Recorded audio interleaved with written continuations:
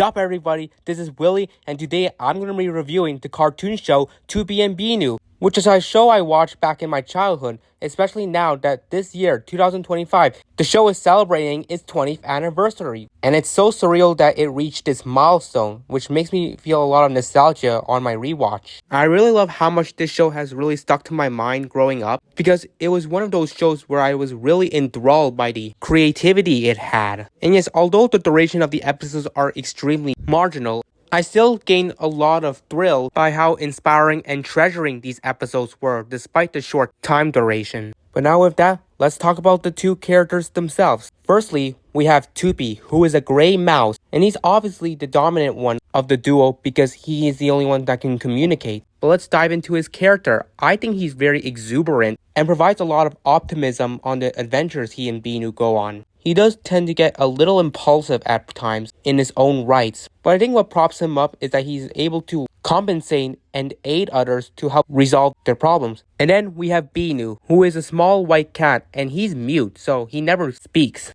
But with that, I do find Binoo very endearing, where he shows a lot of passion and ambition, having a really good critical thinking, and shows to have a lot of rationality with how he functions, which is why I find him very relatable, which helps further his and Toopy's dynamic to be more compelling. And one last thing about Binoo, that he conveys a lot of his love to his doll named Patchy-Patch, which I'll just refer him as his doll. But here, Binoo has a really big fond for his doll, and mostly carries him around on the adventures he goes on, giving him more development to his character traits, which is why Binoo lands in the moniker of being an endearing and likable presence. But now that I've talked about the main characters, it's time to get into the review on the episodes of Toopy and Binoo, which, full disclosure, I'm only going to be talking about the episodes and short film, so I won't be talking about any of the mini-series, because their quality don't land in the category of the episodes and mini-movies, but I will give them a brief mention at the end. With that over with, let's begin.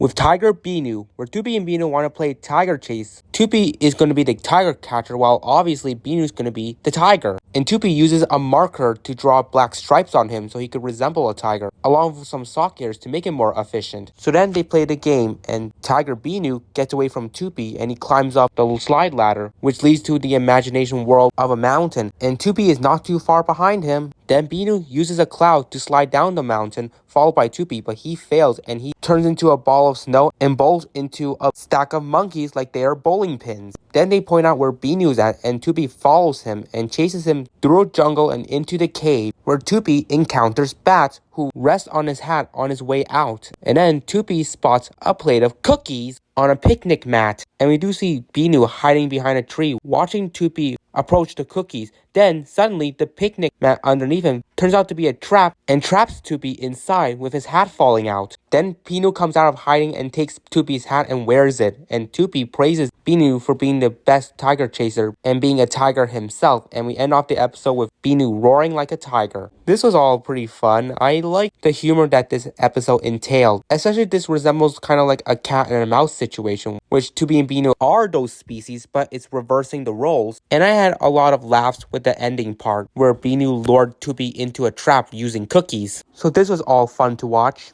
On to the next episode, called The Flying Hat, and it begins with Toopy and Binoo carrying nets because they want to go butterfly catching. Binoo struggles to catch a butterfly, and when he eventually catches something, which is a snail, it turns out his net is magical and it gives anything he catches butterfly wings, and we have Binoo do this multiple times, giving wings to a snail, a shovel, and a watering can. And then he accidentally gives some wings to Toopy's hat because he tried to catch a butterfly that sat on it. So then Toopy's hat begins to fly away, and Binoo decides to be the hero and put the net on himself, giving him wings, and he flies after the hat to retrieve it. It took him some time with the hat trying to evade him, but he eventually retrieves it and flies back towards Toopy alongside the other things that he caught that gave them wings. So Toopy timely uses his net to catch all of them, which seems to show that his net has the power to reverse the effects that Binoo's net caused. And we see here, once he catches it, everything he caught is wingless. And Toopy reflects on that they may have not caught a butterfly, but they caught lots of stuff thanks to Binoo. And the two decide to head home to grab a snack. And that's how it ends. This episode did refresh my memory because coming into the rewatch, I kind of forgot the narrative of the episode until the events happened, so I'm blessed. And this was another pretty decent episode. I had a lot of fun with the overall creativity put into this episode and how innovative it was to have a butterfly net be magical. It would give wings to anything that was caught inside it. Moving on to Giant Footprints, where it starts out with Toopy and Binoo running back to their home through a rain, and they leave traces of muddy footprints on the ground. And once they notice it, Toopy points out that there's a possibility that a giraffe Kiki left them behind, which is essentially a creature that moves like footprints. So Toopy and Binoo clean up the mess on the ground, and that's when they encounter the giraffe Kiki, where its footprints are now moving around the house. Toopy and Binoo chase after it all around their home, trying to catch this footprint creature, even to the point where they're running onto their walls and on their ceiling too. Then the two eventually catch the giraffe Kiki by jumping onto it from the sofa, and now the footprints are stuck on their feet, and it begins to fight them, causing Toopy and Binoo to turn into a twisty tornado until Binoo catches onto the leg of a table, which frees the giraffe Kiki from their foot and exiting their home, allowing Toopy to shut the door on them, ending their ordeal. And now their house is all clean, and that's how this episode ends. I love thrill episodes, and this one is an example of that. It was all such a mess with how Toopy and Binoo struggled to catch this footprint creature, and then once they do, they just went haywire, like the episode just began losing its plot. But overall, thrilling episode, and love the storyline of this. Next up, we've got Power Pyjamas, where Toopy and Binoo are about to go to sleep, and the former presents him his new pajamas, which Binoo is not really satisfied with, considering how ordinary looking they were, and would prefer to wear PJs like Toopy's. And Toopy responds with, "You want my jammies? But these are your jammies," which that was a funny line he said. Then Toopy entices Binoo that the PJs give him powers if he wears them. So now that convinces him to wear the new pajamas, and once he does, he initially doesn't have powers because it turns out his back was not patched. So Toopy fixes that, and Binoo has now gained superpower, where he proceeds to juggle with everything in the bedroom, including Toopy. And then he grabs him to fly around the world, coasting through mountains and clouds and even into space. He then spins Toopy around on a planet's rings, and then an asteroid knocks into it, causing Toopy to fall down, but Binoo is able to save him, and they go to relax on a cloud. But Toopy feels too cold, so Binoo uses his superpower again and blows the cloud back down to Earth and into their bedroom. And after that, the two go to sleep and the episode ends. I think it was fine, but I felt like Binoo was kind of being picky this episode, since he wasn't really accepting of the new pajamas Toopy was offering, and only once Toopy reveals that the PJs has powers is when he actually chooses to wear it, which does kind of show the fussy side of Binoo, but at least he's able to be persuaded once he learns further details. Next up is Sock Safari. And it starts out with Toopy playing in the snow, and he wants Binoo to join him, but it turns out Binoo is missing one sock and cannot play outside. So they go on a hunt for his other sock, and as they are searching, Binoo spots his other sock, which is moving and hides behind the door frame, under the bed, and then eventually goes into the drawer. And Toopy and Binoo follow it into the drawer, and they land themselves inside a world full of underpants, which Toopy would call it a paradise. And as they are journeying through the land, we see Binoo's other sock come alive and take itself off of Binoo's foot, and then Toopy gets a bit sweaty because he continues to wear his winter clothes, so he takes off his mittens and put them in his pocket, but it falls out onto the ground, which I don't know why he didn't double check, nor Binoo trying to grab it back for him. But after searching, the two eventually find Binoo's other sock swimming in the paradise, and they struggle to catch it, and Binoo decides to let the sock that he was wearing join its brother's sock in the paradise. And the two watch as the two socks enjoy themselves swimming, and then Toopy and Binoo leave the underpants world and return back from the drawer. And as Toopy was about to throw in the towel about playing in the snow with Binoo, the latter's socks return and make their ways back onto Binoo's foot. And now he's ready to play in the snow. But there's one hindrance in that Toopy's mittens are missing, which we all saw. He dropped them back in the underpants world. And Binoo suggests they go on a mitten safari since he loved the adventure. And that was the end. I find this pretty interesting. Had a lot of uniqueness to it. And I did find the sock search decently enjoyable, though it does slow down the pacing a bit. But besides that, I had some thrill. Next episode is the castle, and we have Binoo stacking sheep, but he struggles while Toopy has completed his stack of blocks that he has built a castle. So he and Binoo enter the imagination world where he's at the drawbridge of the castle and tries to get access into it, but it's locked, and it's opened by a sheep who is swimming around the moat. And while the sheep and Binoo settle themselves at the throne room, Toopy makes his way to the top of the castle and observes the aerial view before a gust of wind blows hard that it locks Toopy inside the room he's in. So now he tries to call for help from the sheep, but they can't seem to get his attention. So he tries to throw apples at them, but they just eat it. And then he tries to use his shirt, but instead the sheep wears it and does a dance. And once Binoo exits the castle, that's when he gets Toopy's attention and uses the sheep to help create a stack to help Toopy climb down on. Toopy uses the sheep stack to climb down to the surface, and after he does, a butterfly sits on the top of the castle and it somehow causes it to lose its stability and collapse, which obviously perplexes Toopy and Binoo, but Toopy is a great castle builder, so he begins rebuilding it with Binoo, and that's where the episode ends. It's a pretty memorable episode. It was a pretty interesting concept with Toopy being locked inside the tower and trying to get the sheep's attention for help, but failing every time.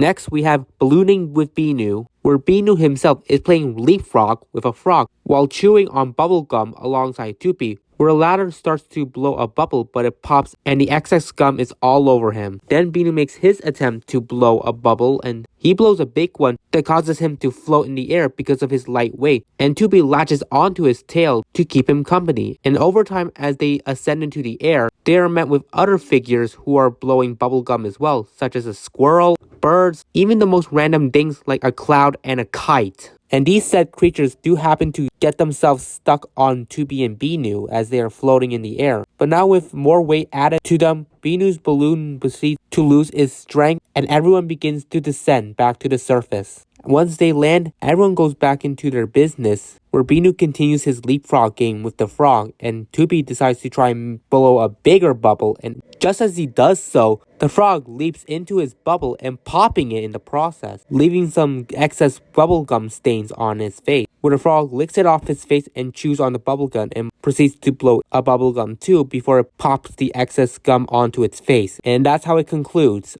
To be honest, I do think this episode was fine. Pretty baseline if you ask me. Not really much drama happening, which is not the most ideal thing to enjoy from an episode, because having something dramatic that could bring more intrigue to the episode is what makes it good, and unfortunately this episode doesn't land in that category. Next episode is called Soapy Toopy, where Toopy and Binoo are bathing in the bathtub together, and the former asks for a bar of soap, and Binoo tries to give it to him, but the soap is too slippery and it causes him to drop it into the water. So Toopy asks him to search for it, and he is not able to, but Binoo does find a wind-up toy that they could use to go on an adventure underwater. And so Toopy and Binoo are exploring underwater to hunt for the bar of soap. And as they tour around the undersea, they encounter the rubber ducky who acts like a businessman. They meet Mr. Lips, who is a singer, and then they watch a dance show from an octopus with maracas. But after some exploration, they come across a giant oyster where they assume the soap is inside. So Toopy tickles it, and after a brief moment of comprehending itself, the oyster opens up its mouth and reveals the bar of soap inside of it. So Binoo quickly retrieves it and their adventure ends right there. So Toopy asks for the bar of soap again, but Binoo makes the same mistake as earlier by dropping the soap back into the water. Which Toopy, maybe next time you should do the job of getting the soap. So yeah, it ends like that. I found this episode pretty cool. A fun aspect of it being an underwater adventure, and the concept of having the bath toys become living entities who play their parts in the underwater world. And yeah, it does kind of suck that Toopy never got his hands on the soap since Binoo kept dropping it into the water. So yeah. Moving on to Topsy Turvy, where it starts off with Toopy and Binoo swinging on the swings during what supposedly is a heat wave, and Toopy decides to bring out popsicles for him and Binoo to cool off with. Then they decide to attach the popsicles onto their feet and slide around with it like it's skates. And that's when they make their ways to an imagination world full of icy stuff. And this is such a convenient place to cool off at. Then the two spot penguins belly sliding on an ice slide, so they join along for the fun, and they slide into the air and land onto an ice rink where poor Binoo crashes into a snowbank. Then the ice rink that they happen to land on is occupied by a hockey game. So they join the game and are given the equipment for it. And Binoo is able to be the one to make the goal. And he cheers on his victory. Just then he loses his balance and crashes again into a snowbank. He starts to feel extremely cold, and Toobys feels the same as well. So they return back to their home where they finish up their melting popsicle before relaxing under the heat again. Then Toopy has the idea to put on his winter clothes and enjoy ice cream with Binoo, which is now turning into a bit of a pattern here, but alright. Overall, I had fun with this episode. I think it was a good way to educate the feelings of being cold or hot depending on the conditions you're under. And it really does exemplify the pros and cons of the temperature depending on how high or low it is. Moving on to Dusteroos, where Toopy is playing with his toy airplane, but Binoo doesn't seem enthralled, so Toopy suggests he should play with his toy car, but Binoo can't seem to find it, and that's when Toopy and him decide to go searching for it. They look underneath the sofa, and that's when they enter a whole new world underneath the couch. So they take their time exploring around the premise, and that's when they find Binoo's car being driven by a piece of dust, who then has accomplices join in, and Toopy now refers to them as Dusteroos. So he and Binoo pursue after them, and they eventually find a skateboard to gain a bit of leverage. And then Binoo eventually is able to grip onto his car and joins in for the Dusteroos ride, leaving Toopy stranded alone to chase after them. Then Binoo takes operation of the car, and he drives it maniacally. So then Toopy has the idea to bring out his airplane that entices the Dusteroos to operate that instead. So with that, Toopy switches places with the Dusteroos in the car, and Toopy and Binoo return back outside the couch where they are operating their airplane, and the Dusteroos make a parachute landing behind the couch, and that's the ending. Alright, this episode is an example of giving a dramatic setting, as we see here that Binoo and Toopy are trying to retrieve back the former's car, which has been hijacked by some pesky Dusteroos, giving a lot more intrigue and suspense to this episode's plot. Moving on to Toopy's story, where the two are getting ready for bed, and Binoo wants Toopy to read him a story, and so he does so while being very exhausted, but his story has a page missing, so they're unable to finish it. And while Toopy just wants to go to sleep, Binoo and the character in the story protest against it, so Toopy decides to narrate the remainder of the story in his own imagination. So him and Binoo are knights, and a dragon is there, and together they go up atop of a tower, and Toopy makes the narrative that the dragon finds a loved one at the top, and he meets with her. That is Toopy's ending to that story, and he and Binoo go back to bed and sleep for the night. With how little I spoke about this episode, it's clear that I found this very boring. I don't know if it was because of Toopy's mood, where he wasn't as lively as he could be and instead was very tired, even continuously trying to call it a quits throughout his storytelling, which I did not particularly find interesting. Overall, this episode was just meh, and the short amount of time I went to review on this episode encapsulates how mundane this episode is. But anyways, now we move on to a better episode called Invisible World. And it starts off with Binoo finishing his bath time and Toopy drying him with a purple towel. Then he starts to play peekaboo with Binoo using it. And then he has the towel cover him and Binoo, and that's when the world changes to the color of the purple towel. And now everything that is around their house is invisible. And as we see here, Toopy happens to bump into a chair, and so he sits on it while Binoo just fools around and crawls underneath it. And Toopy responds, "Oh, you silly Willy."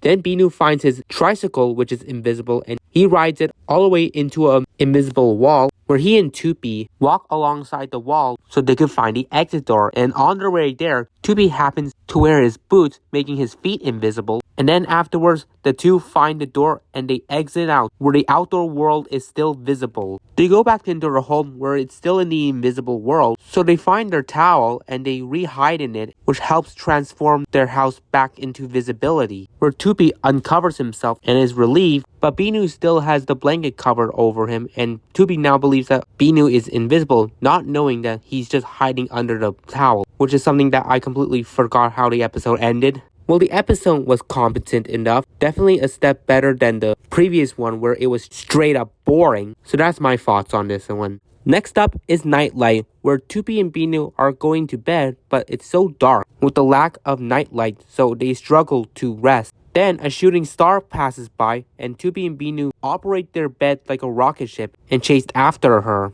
So they fly through space to try and catch the shooting star, and she avoids them, flying into different directions, hiding behind some planets. But then after a wild chase, Binoo recommends to stop trying to catch the shooting star and instead just follow her, which he had the right sentiment as the shooting star appears in front of Toopy and Binoo and fly over into their arms, where the two are then presented a shining moonlight. So Binoo and Toopy decide that they're gonna settle their bed on the moon, and they drift away to sleep as the shooting star closes off the episode. Alright, this is another one that was very lackluster, as all the attempts to catch the shooting star ended up being completely pointless by the end of it, knowing the outcome of this episode. So yeah, it's another episode that wasn't particularly at its finest, and I just found it overall pretty stagnant by the end of it.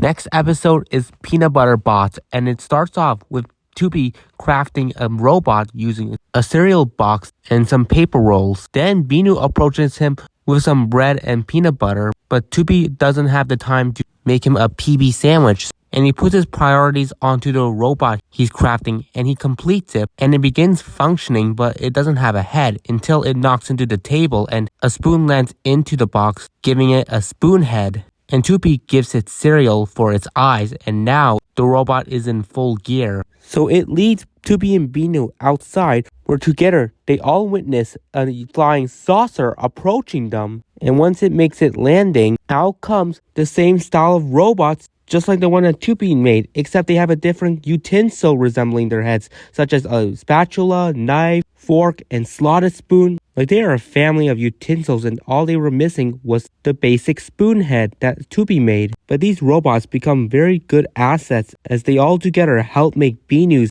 peanut butter sandwiches. After that, they all head back to their ship, and they invite the spoon to join along with Toopy's consent. So Toopy and Binoo watched the flying saucer fly back into space, and they enjoy their peanut butter sandwiches, and the episode ends like that. I found this one as another pretty unique episode, where Toopy made an interesting experiment with crafting a robot using basic materials, and the family of this kind of robots are pretty interesting too, adding a compelling dynamic to this episode.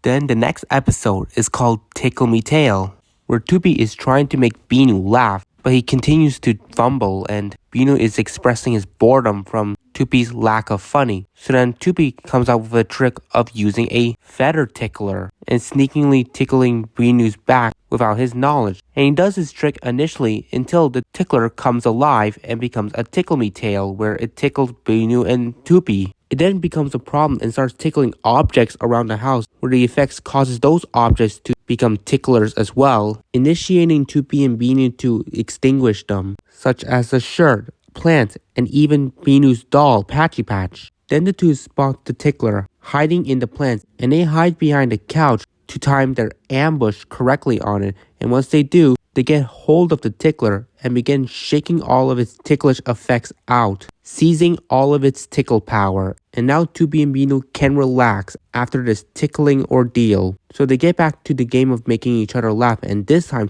Toopy allows Binoo to try making him giggle, and all Binoo does is yawn. And despite that, Toopy finds that undyingly hilarious and audibly laughs at it, much to Binoo's chagrin. So that's how it ends. It's not that bad, but I still don't think it's as memorable as it could have been, since I don't feel like this one really pops to my mind when I think of Toopy and Binoo in general. I do enjoy certain aspects of it, but it's difficult to assess this more highly because of how easily forgettable this episode can be.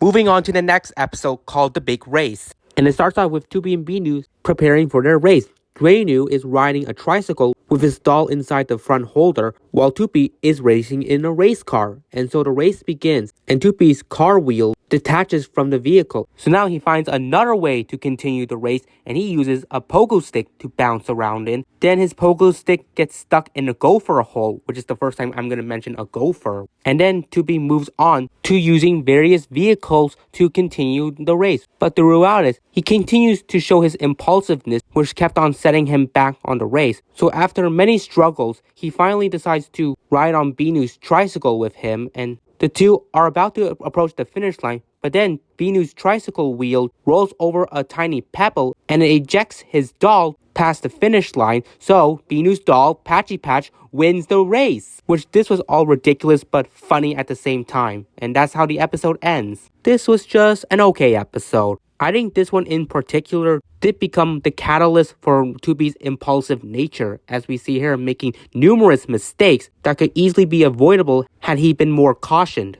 Afterwards, the next episode is called Little Red Binoo, where Toopy plans to write a story and has Binoo jumping into his notebook so he could help contribute to the story Toopy is writing. And then he comes up with the idea of having Binoo resemble Little Red Riding Hood, where he's given a basket of vegetables and has Binoo travel through different locations until he comes across a house which belongs to Grandma, because the story of Red Riding Hood is about the character heading to their grandma's home. And I'll be honest, I don't know why Toopy didn't include a big bad wolf in this story, because that would have made the parallels to the actual fiction more interesting. But nope, he just excluded that part. And instead has Binoo enter Grandma's home, where he comes across Grandma who is in bed, who's being played by Toopy himself. And so Binoo gives him the basket of food and the two of them enjoy together and the episode ends. Pretty much by the numbers. Not like the biggest standout or notable to my mind when I think about Toopy and Binoo. And to be honest, the parallels with Little Red Riding Hood was kind of botched in a way where it wasn't as interesting compared to the actual fiction because it involved an antagonist, while this episode just didn't.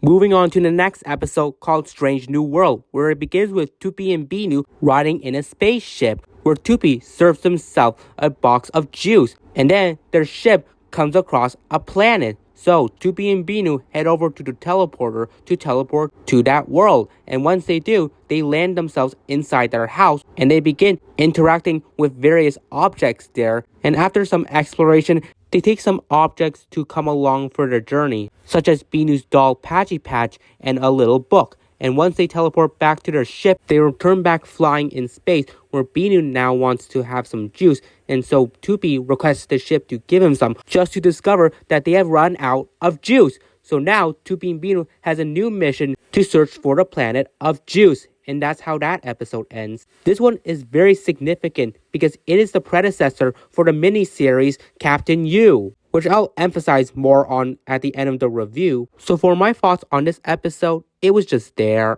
I felt like the exploration part was kind of mundane and didn't really do much for me. So yeah, the only thing notable from this episode is that it would be the predecessor for the sub-series Captain U. Next episode is called Where's Patchy-Patch, where Toopy and Binoo are about to go to bed, but Binoo is searching for his doll who is missing and he can't seem to find it. So Toopy and Binoo search under the sheets of their bed, where it transforms into a world under the bed sheet. So they explore around it and meet various characters who are preparing to sleep as well, such as the 3 bears, a dinosaur, an octopus, sheep, a robot, even a snowman. So they eventually find their way out of the blanket cave and they come across a patched up house who the two believe belongs to Binoo's doll. And once they enter it, the house seems vacant, so they search under the bedsheet and they return back to their room. So they decide to try and go to sleep, but then when Binoo puts his head on the pillow, he feels a bump behind it, and when he searches into it, he finds his doll, which meant that all that exploring was for nothing. But at least Binoo was able to find what he needed, so good for him, and that's the ending of that episode. This was an alright episode, but I felt like the way the plot was written made all of that exploration Toopy and Binoo had completely pointless, considering Binoo's doll was literally behind their pillow. Next up, the episode is called Sneezy Tupy, where it starts off with Binoo stacking some blocks just for his stack to collapse because Toopy is feeling ill and he's sneezing a lot. So Binoo decides to nurse him and make him feel comfortable by giving him a glass of water and giving him various cushions to rest on, including a big cloud. And then afterwards, Binoo dims the lights and opens up a piano and plays Toopy's favorite music on it, which does make Toopy feel better, and now his illness goes away. And just as Toopy is about to dance to his music, Binoo suddenly sneezes and now he feels sick. So Toopy who is now feeling well at this point, swaps places with Binoo, and now he chooses to play Binoo's favorite music on the piano, while Binoo rests on the cloud, and that's how the episode ends. This one was very enjoyable. Like, it really shows how much dedication Binoo had into taking care of Toopy, and this episode really further develops the bond these two have, showing how much these two value each other. On to the next episode called Camp Out, and it begins with Toopy and Binoo choosing to have a camp out for the night. Then once they go to sleep, they struggle to drift away because of the lack of a nightlight, so they decide to hunt for one, where they happen to explore in a forest, and Toopy uses a small light on his helmet, which is like, that looks good enough as a nightlight, why didn't you recognize that? And of course, he and Binoo are exploring at night, and the light on his hat causes disruptions to many animals who are trying to sleep, such as a raccoon, a squirrel, an owl, bears. Like, Toopy was being very inconsiderate, and it was only then until Binoo pointed out the light on his hat that he and Toopy could use it as their nightlight, which you should have probably immediately realized that before you continued exploring. But anyways, Toopy and Binoo use that as their nightlight, and they drift away to sleep, and the episode ends. I just found Toopy very conflicting this episode because of how incredibly impulsive he demonstrated here, disturbing many creatures' sleep and just outright being oblivious to resolving an answer that was blatantly in front of him. So yeah, not a really good look for Toopy in this episode, and I do love him, but he really did frustrate me a lot in this episode.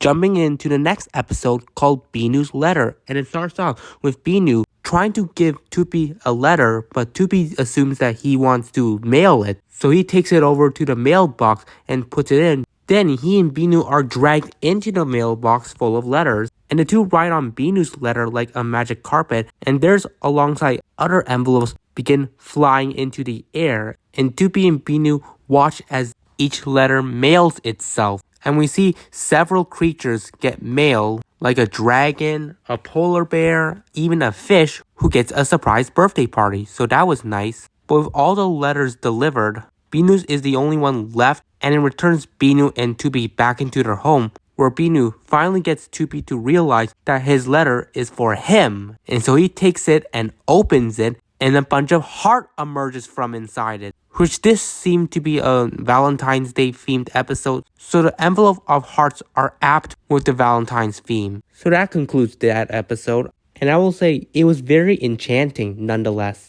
On to the next episode, which is titled Pet Palace, and it starts off with Binoo playing with his doll until he spots Toopy setting something up, so he heads over to check it out, where he then becomes Toopy's first customer of his pet palace, where he purchases numerous unique pets who have interesting specialties that could be very useful to Binoo, whether one it can extend their legs, one can tickle, another can wash and brush him, or even fly him. So Binoo takes all of his pets with him until he spots his doll sitting alone on the couch and realizes how much he has established his relationship with his doll that he cannot prioritize his new pets over him. So he abandons all the pets he just purchased to play with his doll again, and one by one, we see these unique pets vanish in thin air just for Toopy to arrive and question what just occurred, and soon sees that Binoo just has an unbreakable bond with his doll, and the episode ends off like that. Which the episode was very appeasing and really furthered Binoo's bond with his doll, showing that he would never want to prioritize anything else over it, aside from Toopy, because obviously he's a living creature, but still. Any other pet friend Binoo could have can just become a back burner for him, even though we literally saw the ones that he had just purchased disappear in pure dust. And now we get into the more exciting episodes for me, Me Toopy, and it starts off with Binoo watching the rain pour from his window, and then Toopy offers him an activity that could cheer him up, which is finger painting, where he rolls a big sheet of paper on the floor and squirts 4 colors of paint on it. And then Binoo and Toopy start finger painting, which that one pile of green paint just sitting there without being used somehow was really distracting me, and I felt really discouraged by its neglect. But then again, it's reasonable because green is not a very highly preferred color. But back to the plot, Toopy finger paints a sun and then some clouds, and together, him and Binoo eventually finger paint themselves onto a beach. So now that they're there, they decide to go on a swim, and they do some backstrokes until they become stationary midway, and then ocean hands emerge from the water and tickle Toopy and Binoo, forcing them to return back to shore. And once they do, they decide to build a sandcastle. And then the sand grows some arms and builds its own sandcastle. So Toopy and Binoo go relax by the shore, and then they suddenly return back into their home, where they now present their beautifully fingerprinted illustration of the two of them at the beach. Which, as someone who is an artist, my critiques on their work was that they made a pretty decent work of art, and in their way to convey the impression that the two have such desire at enjoying at the beach together, which would be the impression I would get when I would first glance at their work. So with that, that's why I feel very sophisticated with this episode. Then, on to the next episode, titled Meatball Western, where it begins with Toopy and Binoo trying to enjoy spaghetti and meatball together. Then Binoo's meatball bounces away and under the table, so Binoo and Toopy follow its path and find themselves at a desolated Wild West. And the two spot Binoo's meatball, who has come alive and tries to bounce away from them. And the two chase after it, but they soon lose a bit of their adrenaline, so they ride on horses who are just made of breadsticks. And Toopy and Binoo now have spaghetti lassos that they could use to catch the meatball. And Toopy's able to use his lasso to catch the meatball, causing it to drag him onto and hanging on for his dear life until it throws him off his back. And just as the meatball is about to make another getaway, Binoo is able to tame it, which makes it a bye to him. And now that Binoo got his meatball back, him and Toopy can continue finishing their spaghetti and meatball dinner. And for more amusement, Binoo decides to use the spaghetti as lasso and latches it onto Toopy's nose, which he was perplexed by, and it ends right there. Love me some spaghetti and meatball, they're really good food, and it definitely made me crave for some. I definitely liked how they incorporated the theme of a Wild West into this episode, which was pretty interesting with the elements that they were combining its theme with, which was basically food like spaghetti, meatball obviously, and some breadsticks. Next is Toopy Knows Everything, and it starts off with Binoo setting up his breakfast of cereal. Then Toopy comes in dressed like a genie and claims he knows everything and predicts what's going to happen in the future. But Binoo is in denial of his claim. So Toopy tries to prove himself that he knows everything, which if you do know everything, do you know where your brain's at? But anyways, now we have Toopy and Binoo riding inside a bowl that is flying through the air, and it first passes by a cereal volcano that erupts cereal obviously, which lands some in the bowl. Then Toopy and Binoo pass by a rainstorm that drizzles milk. And some fill up the bowl Toopy and Binoo are in, and then the two make their landing next to a seashore where they begin munching on the cereal, and then are met with some sea serpents who join in on their breakfast. And with that, Toopy is gloating how he knew everything and he had just proved that to Binoo. So the two are back at their home, where they're finishing up their cereal breakfast, and when Toopy is about to pour more into his bowl, he discovers that there's no more cereal, and says he didn't know that the cereal box would be empty, which you don't know where your wits are either. But anyways, it ends right there, and I just love how much fun interactions we had between Toopy and Binoo, where Binoo was in denial of the fact that Toopy knows everything, and he was proven to be right by the end of it. Then we go into Diaper Dream, where Toopy and Binoo are sleeping, and Binoo is having a nightmare where he dreams of him witnessing a baby monster crying. And Toopy is somehow able to hear it and hops into his dream. So he assists Binoo on resolving the issue, and they try to feed the monster various food, but it still continues to cry by the end of it. And after a while, the baby monster's mother chimes in, where she's able to calm her child down because it turns out he needed a nappy change, and now he's happy again. And to add more humor, the mother also gives Toopy a pamper to wear, and while she's putting it on, we have Toopy facing a lot of humiliation for this, while Binoo is just standing there laughing at what he's just watched. And after the mother's done with Toopy, he finally leaves Binoo's dream and goes back to sleep. And the episode ends off where in Binoo's dream, the baby monster is laughing with him. So yeah, there we go. It was alright. And I'm always curious to know Binoo's reaction when he discovers that he was just dreaming and the events were never real, and how Toopy was going to explain to him that he made his way into his dream in order to help out. Okay, on to Jack in the Box, where Toopy shows off his Jack-in-the-Box to Binoo, where after winding up the box, Jack pops up, which startles Binoo. And when Toopy winds it up again, the Jack is no longer in the box, and we get a sequence of them finding Jack popping up in various objects until they reach the closet where Toopy brings in the box to catch the Jack inside. And then after a struggle inside the closet, he comes out with assuming he caught Jack inside the box, but it turns out Jack is still outside of his box, and it seems that Toopy accidentally captured Binoo inside of it. So Jack and Toopy dive into the box to search for Binoo. And inside the box, there are like numerous wind-up boxes, so they look in several of them. But none of the ones they opened up had Binoo pop out. So they try one more box, and out comes a hippo with a bird who deposits an egg, and Binoo hatches from inside it. So then afterwards, Binoo and Toopy are ejected back into their home, and Jack-in-the-Box once again pops out and startles them. This was very intriguing, and I like how the plot did not just focus on catching Jack in the box, but also a search for Binoo when Toopy accidentally captured him inside the box. So yeah, that aspect I did like about in this episode.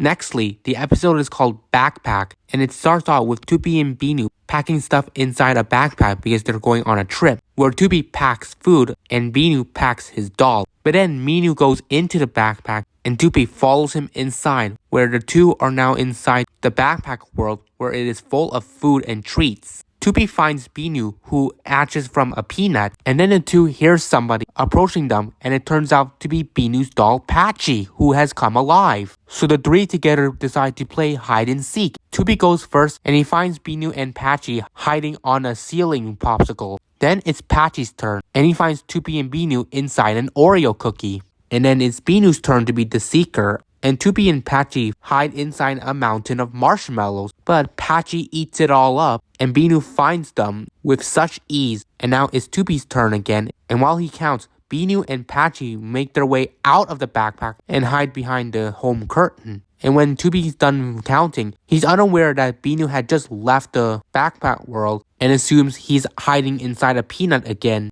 which the episode surprisingly ends off at. And it was pretty cool because I did like the aspect of Binoo's doll coming alive. But then there's the weird aspect of how the episode ends, with Toopy still remaining in the backpack terrain, oblivious to the fact that Binoo had just exited it, which gave me a lot of theories on how long did it take until he finally left the backpack, since he obviously eventually did, but since there was never a follow-up to the story of this episode, it just leaves everything ambiguous. Then we go on to The Amazing Maze, where it starts off with Toopy trying to solve a maze by getting a Joey reuniting with his mother. And so Binoo joins in with him on his activity. Then suddenly, a hedge maze begins to grow around them, and now they're inside of it. So then they instantly meet with the Joey and bring him along on their maze journey. And throughout their time, Toopy continuously claims that he knows the way, which the ways he goes ends up being the messed up ways, where he would lead them to a lane of mud full of hippos to bounce on, and then leading them to a pool where Toopy slips into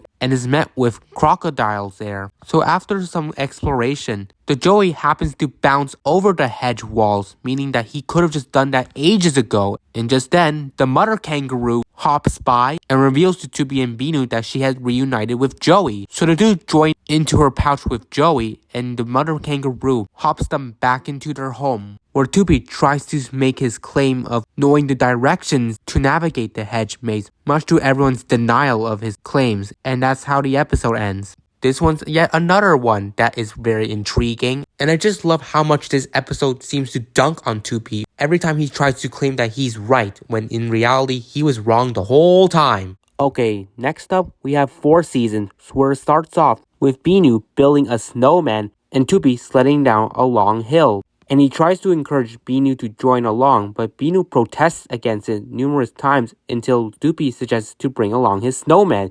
And so now Binoo, the snowman, and Toopy ride down a very long hill, which turns out to be so long that it changes seasons throughout its way. And I'm surprised the snowman was able to maintain its solidness, considering the excessive heat that it was enduring, which caused some of its face to melt. But over time, as we see the characters sled, they transition through spring, summer, fall, and back to winter, where they make it to the end of the hill. And while Toopy and Binoo do want to try it again, the snowman comes alive and shakes his head, clearly protesting against it. And the other two just laugh, and the episode ends off like that. I do remember this very vividly, and I was very intrigued by how much transition from seasons there were just through one sled down a long hill. And I am impressed that the snowman didn't melt completely along the way. And after seeing some of its face melt, I can understand why he disapproved of sledding down the transitioning season hill again.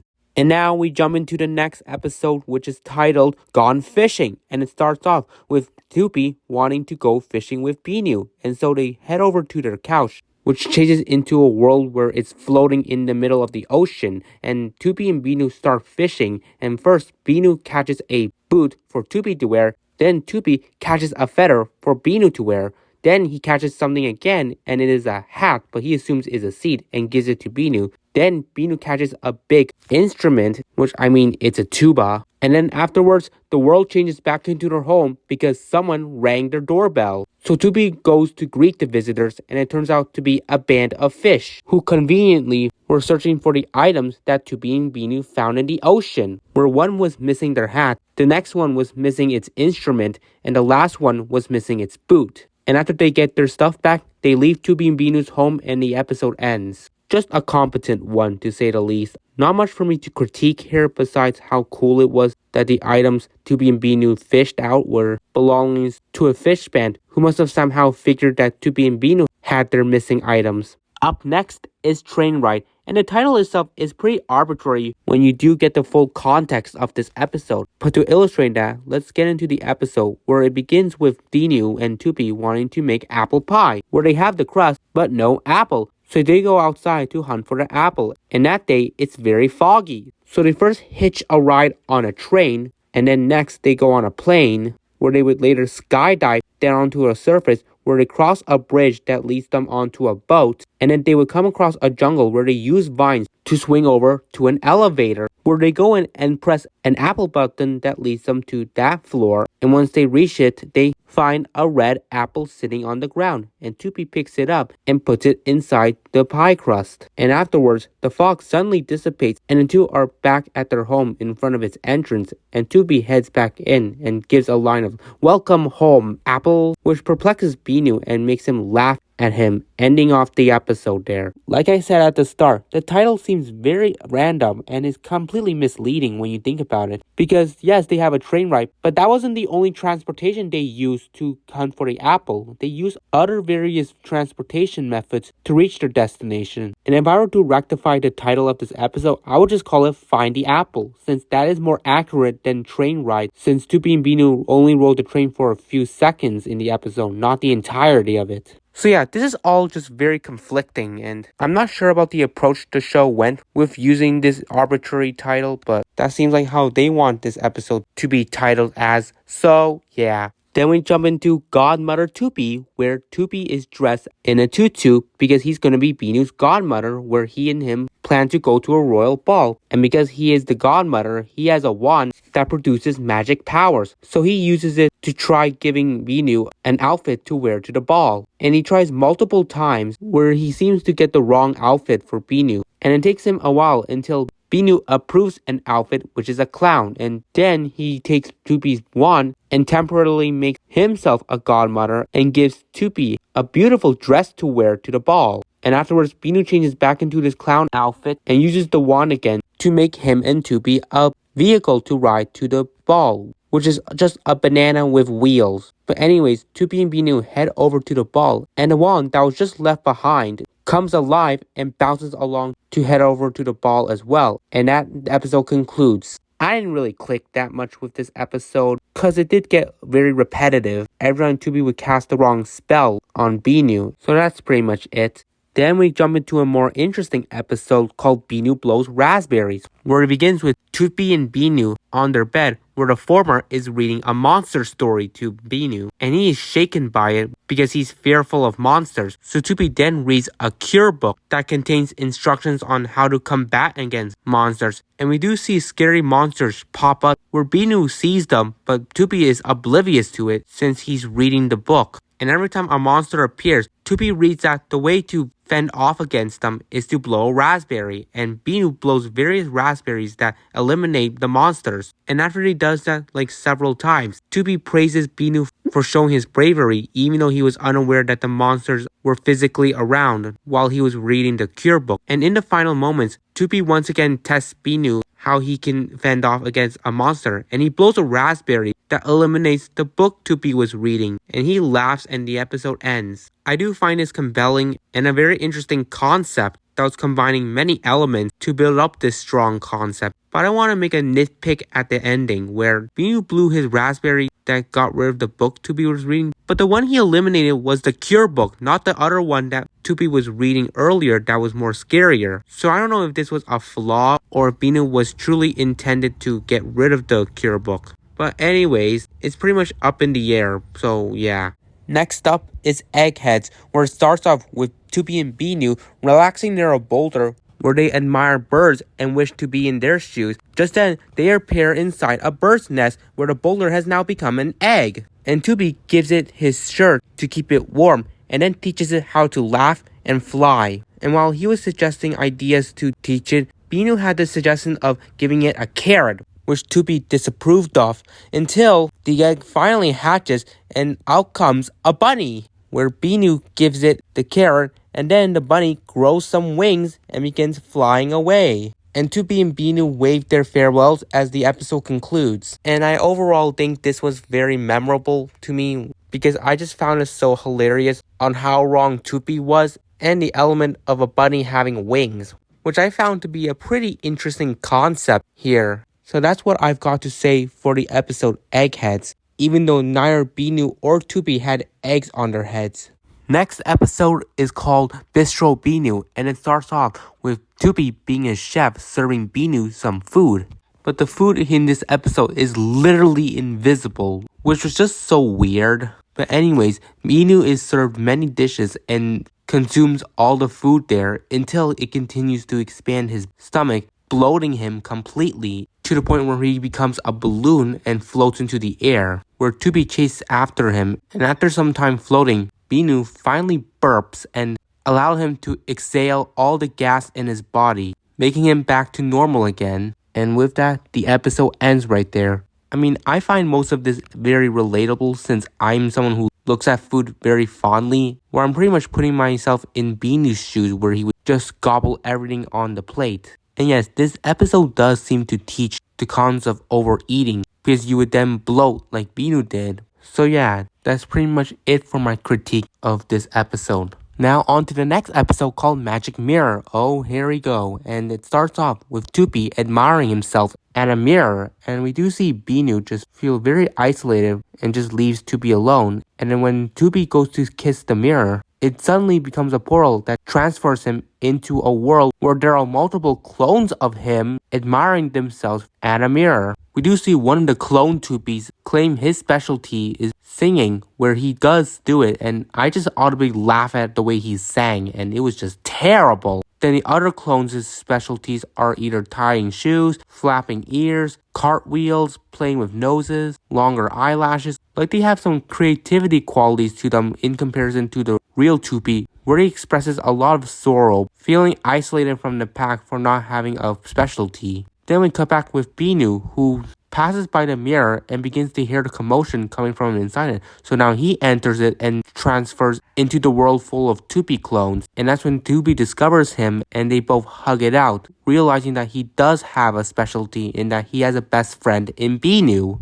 And then afterwards, the two leave the world and enter back into their home, and that's where the episode ends. This one I think I had the most memory of because of how much the episode really gravitated towards Toopy and his admiration, where we do see that he feels very isolated when he compares the other clone Toopys to himself, where he believes he's got nothing, when in reality he had something, and that it was a friend in Binoo. And there are also a lot of stuff from the clone Toopys that just made me laugh. Obviously the one with the awful singing, the one who does the cartwheel, who just acts like a show-off, with one of the clones even mentioning it when he was showing his specialty. So yeah, that's why this episode is pretty nostalgic for me because of how compelling the plot of this episode was. Moving on to Abracadabra, where it begins with Toopy becoming a magician, where he uses Binoo as his subject who happens to be eating a celery. And then he covers Binoo with his magic hat and tries to do a trick where he turns him green. But before he can work his magic, he slams his wand too hard on the hat, which snaps, so he leaves to tape it back up. And while he's gone for a second, Binoo crawls out of the hat, leaving the celery stick inside.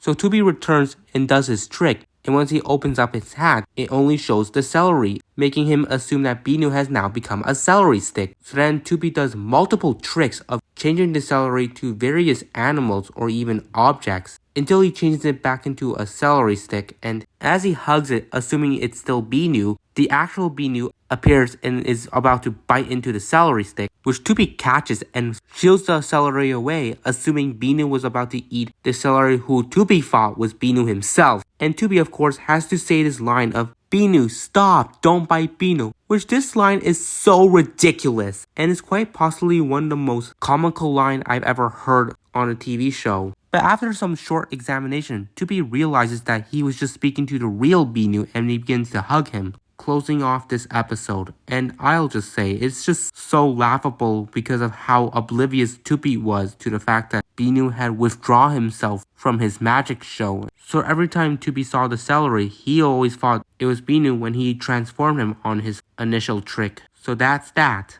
Then we jump into Toopy's bed, where Toopy and Binoo go to sleep. But the former begins to struggle resting, so he awakes Binoo to assist him in hunting for a softer bed. And so they go searching and they come across various beds that are made of either marshmallow, jello, feather, cotton candy, water, like the most random ways to design a bed. They do find a comfortable bed to sleep on where they had to climb like 100 mattresses to get to the top. And then they go rest on a nearby cloud that floated by, but after a while, Binoo's preferred bed would always be the one that they were sleeping in, so the two head back to their original bed and go back to sleep on it. But Toopy still continues to struggle to rest, so Binoo has the idea to give him his doll to hold on to, and Toopy is thankful and seems to have slept more comfortably, and that's how the episode ends. It's another that I have a lot of nostalgia for because I just find it very humorous with the amount of times Toopy struggled to find comfortability with the beds he found, whether he would sink into the marshmallow bed, bounce uncontrollably on the jello bed, or even break the cotton bed. Like, the hunt itself was just so laughable that I just can't ever forget about this. Next up, we got Gopherville, where it starts off with Toopy and Binoo relaxing by some gopher holes, and then a gopher pops up in various holes to play around with Toopy. Then Binoo joins along with the gopher, and now Toopy's trying to catch him when he pops up like a gopher. He tries to search for Binoo in several gopher holes, and none of them seem to have Binoo inside. Then after searching for too long, Toopy comes up with the idea of taking a random gopher to his home and refers to that gopher as Binoo, and the actual Binoo watches and starts to feel very despondent, which was Toopy's bait in order to get Binoo to stop playing around. And with all that, Binoo quickly dashes towards Toopy and the two hug it out while the other gopher returns back to its home, and the episode ends right there. I don't mind this episode as much. I just felt like Toopy kind of outsmarted Binoo in this instance where, like I said, he was able to make Binoo take the bait as he was going to replace him with a random gopher he was going to call by his name. So I'm pretty impressed with Toopy and how he was able to entice Binoo.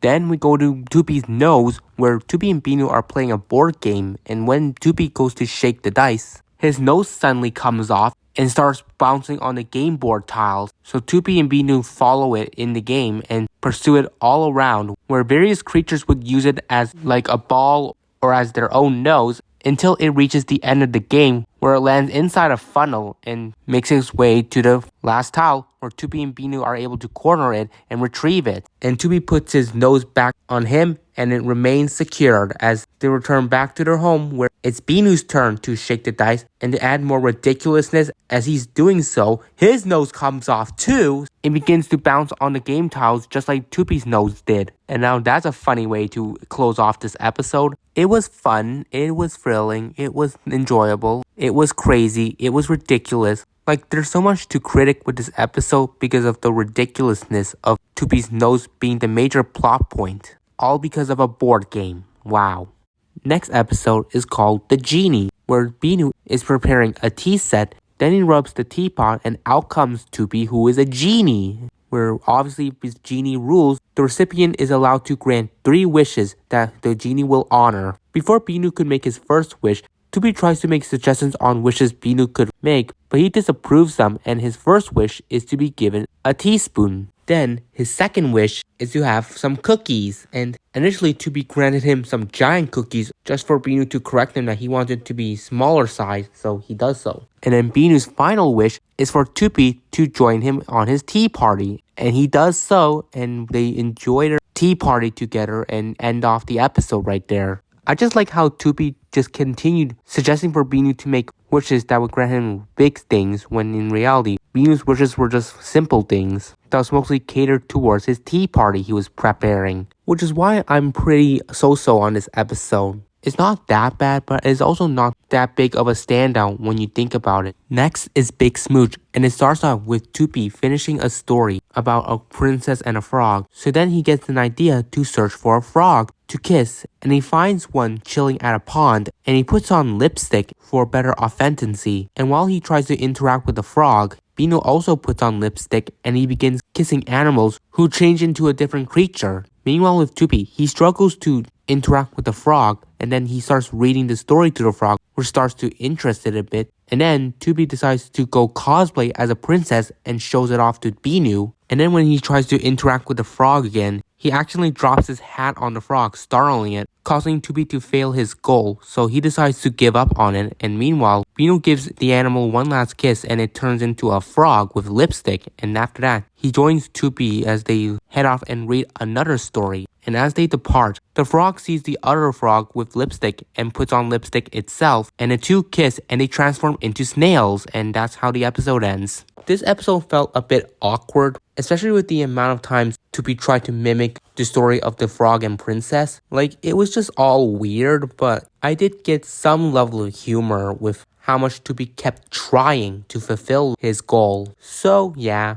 Next up is Song and Dance, and oh yeah. The episode begins with Binoo getting ready to watch Toopy's concert, and his doll also is going to be part of it as well. So then the concert begins, and the first one is a song of Toopy in a tutu being attacked by a dragon, but Binoo's doll, who is dressed like a knight, scares the dragon away, and that's how the first concert ends. And I will say, among the 3 concerts, the first song is just not the most memorable to me. Then moving on to the second concert, where it's a song about Toopy, who is a mermaid, where he's being harassed by a sea creature who's being cosplayed by the same dragon. And once again, Binoo's doll scares the dragon away, and that's how it ends off the second concert. I remember this song the most because I continued just singing it constantly, even in my kindergarten class, where many of my classmates were familiar with it. And I guess I remember this song a lot because it had such a relaxing rhythm that made me enjoy it. So then to the last concert, Toopy is dressed like Bo Peep, and his sheep runs away as a wolf appears who is cosplayed by the dragon again, and as Toopy screams, he launches Binoo's doll into the air to scare off the dragon, and that's when Binoo joins into the concert and catches his doll as Toopy finishes up his lyrics describing about Binoo catching his doll, and then that's when the concert ends. And then Toopy moves to take his seat on the audience chairs and applauds Binoo for his performance, and that's how the episode ends. I have such memorable nostalgia with this episode because of the songs that Toopy sang, particularly the Mermaid and the Bo Peep one, because they had such good rhythm to it compared to the first one, which I mean is fine, but I don't particularly remember it at all, and even then, the tune was kind of cringy at points. So aside from that, I did like the discography of the episode where, like I said, I just continue singing those songs after I watched the episode. So that gives a lot of merit to why this episode is very nostalgic for me. Next episode is called Ducklings, and it starts out with Toopy and Binoo enjoying their time at a pond. Then they spot some ducks and decide to turn into ducklings. They enjoy their lives as ducks until they spot a polar bear and decide to become polar bears. Then so on and so forth, they spot other animals and try to become them, like elephants and beavers. Until after seeing their reflection, they decide that they're going to become their normal selves again. And then after that, a frog passes by them and they decide to act like a frog, where the episode concludes right there. This is another variation where the episode title is sort of arbitrary when you know the context of the episode, because they weren't only ducklings for the entire episode, they were also other animals such as polar bears or beavers. Like, if anything, this episode could have been titled something with like morphing or anything, so it would have been more accurate with the plot of this episode. But aside of my critic for the title of the episode, I do find this fine, not like the most notable episode for me on the rewatch. Then the next one is the Seven Binoos. Oh, here we go. And it starts off with Toopy building snowmen who resemble Binoo. And as he brings out Binoo to show him his work, the snowman Binoos actually come alive. And now there are 7 Binoos Toopy has. And he has fun with them. And then he sings the song, Oh My Binoo. It's such a relaxing and charming song he sang. And the music just got stuck in my head after the rewatch, that I just can feel a lot of nostalgia for why discography was really the landmark back in early 2000s shows like this one. But after Toopy's song, he goes back inside to rest, but the 7 Binoos are still out and want to listen to it again, so he brings the bed outside, and as the 7 Binoos nap, he once again reprises his Oh My Binoo song, and that's where the episode ends. I obviously have such big fond for music, and this one really epitomizes that because of how affectionate Toopy's singing was and how he sang this really amazing song that highlighted why this episode was very nostalgic. After that, we go into Funny Bunny, where it's kind of like an Easter-themed episode, where it starts off with Toopy, who's finished painting an egg that is a surprise for Binoo, and he goes inside the closet to change into his Easter Bunny suit, and then he goes to hide the egg, where he hides it in various places that aren't really good hiding spots, whether it be at the top of the castle, the 3 Bears house, or even in a gopher hole. And after a struggle, he decides to hide it back in his home inside some cushions, and as he waits for Binoo to search for it, he discovers that Binoo is MIA and finds a paper he left behind that notes that he's now looking for the egg. And after he reads it, the egg begins to move, and once it hatches, out comes Binoo, who somehow made his way inside of it. Which that certainly was an Easter surprise, and that's how the episode ends. I mostly found it alright. Another one that wasn't really most notable to me, besides that it's just an Easter-themed episode that would primarily air during the Easter time. So that's pretty much all I've got to say about this one. Then we jump into Mud Cake, where it starts off with Binoo finishing a cake made of mud. Then Toopy joins along and puts on some decorations around it, because this mud cake is a surprise for Binoo's doll Patchy. So they put on their finishing toppings on the cake, and Binoo tops it off with some marbles. But then they sink into the cake, and Binoo and Toopy go after it, and they sink into it as well, and that's when they are inside a world of mud. So they go search for their marbles, and they play around in the mud for a bit until they spot it on the top of a hill. But as they climb up the hill, it turns out the hill was a queen who's using the marbles as decorations for her crown. So Toopy and Binoo decide that they're not going to try and ask for it back since it would disrespect her. So they got another idea to adjust to the situation, and they share the idea with Mud Queen, to which she accepts. And once they return back to their front yard, they bring out Binoo's doll and they give him the surprise where the Mud Queen pops out of the mud cake as the surprise. And that's how it ends. Interesting enough, love how generous Toopy and Binoo were to not try and hurt the queen's feelings by taking the marbles away from her crown. So I like that part. Then the next one is called Storm in the Bottle, where it starts off with Toopy and Binoo playing the sandbox and drinking some juice as their refreshments. Then a storm occurs, causing them to evacuate into their home. And while Toopy goes back in, Binoo uses his juice bottle to collect a storm cloud. So then he brings it in and shows it to Toopy, and the storm cloud begins pouring and starts filling up the house with water. So then the two wear proper gear in order to float through the water, and then they happen to make their ways in the middle of an ocean where they float inside their umbrella and then find 4 more bottles on a stranded island, where they both each open a bottle, where one opens up snowflakes that blows the storm cloud away, another opens up the night sky, then another opens up the daylight sky, and then the last one opens up a rainbow. So then Toopy and Binoo go back to building their sandcastle, and then Toopy goes to open his juice box assuming something special's inside, and as he's looking deeper into it, the juice liquid splashes in his eyes, making him realize that it was just his drink and how funny he was being. So that's how it ends. Decent, I'm okay with it. Cool effects too, so kudos to the creators. Next episode is titled Pumpkin Party, and it starts off with Toopy and Binoo finishing carving a pumpkin. Then it suddenly glows up on its own, and they head inside to check it out, where they discover that inside many of their animal friends are dressing up for a costume party, and they want to join along, where there happens to be a divider inside so they could dress up. They tried dressing up in various costumes until they decided to dress up as each other, where Binoo dresses up like a mouse and Toopy dresses up like a cat. And with that, they head inside to join in on the costume party, and that's where it ends off. It's just alright. I don't really have much to really gauge from this episode. It's just mostly like a Halloween-based plot that primarily focuses on the dress-up portion of the holiday. And really, for me, I would have liked it if we got to see the party at the end of the episode instead of just leaving it off without even seeing it take place. But it is what it is, man. So let's just go on to the next episode.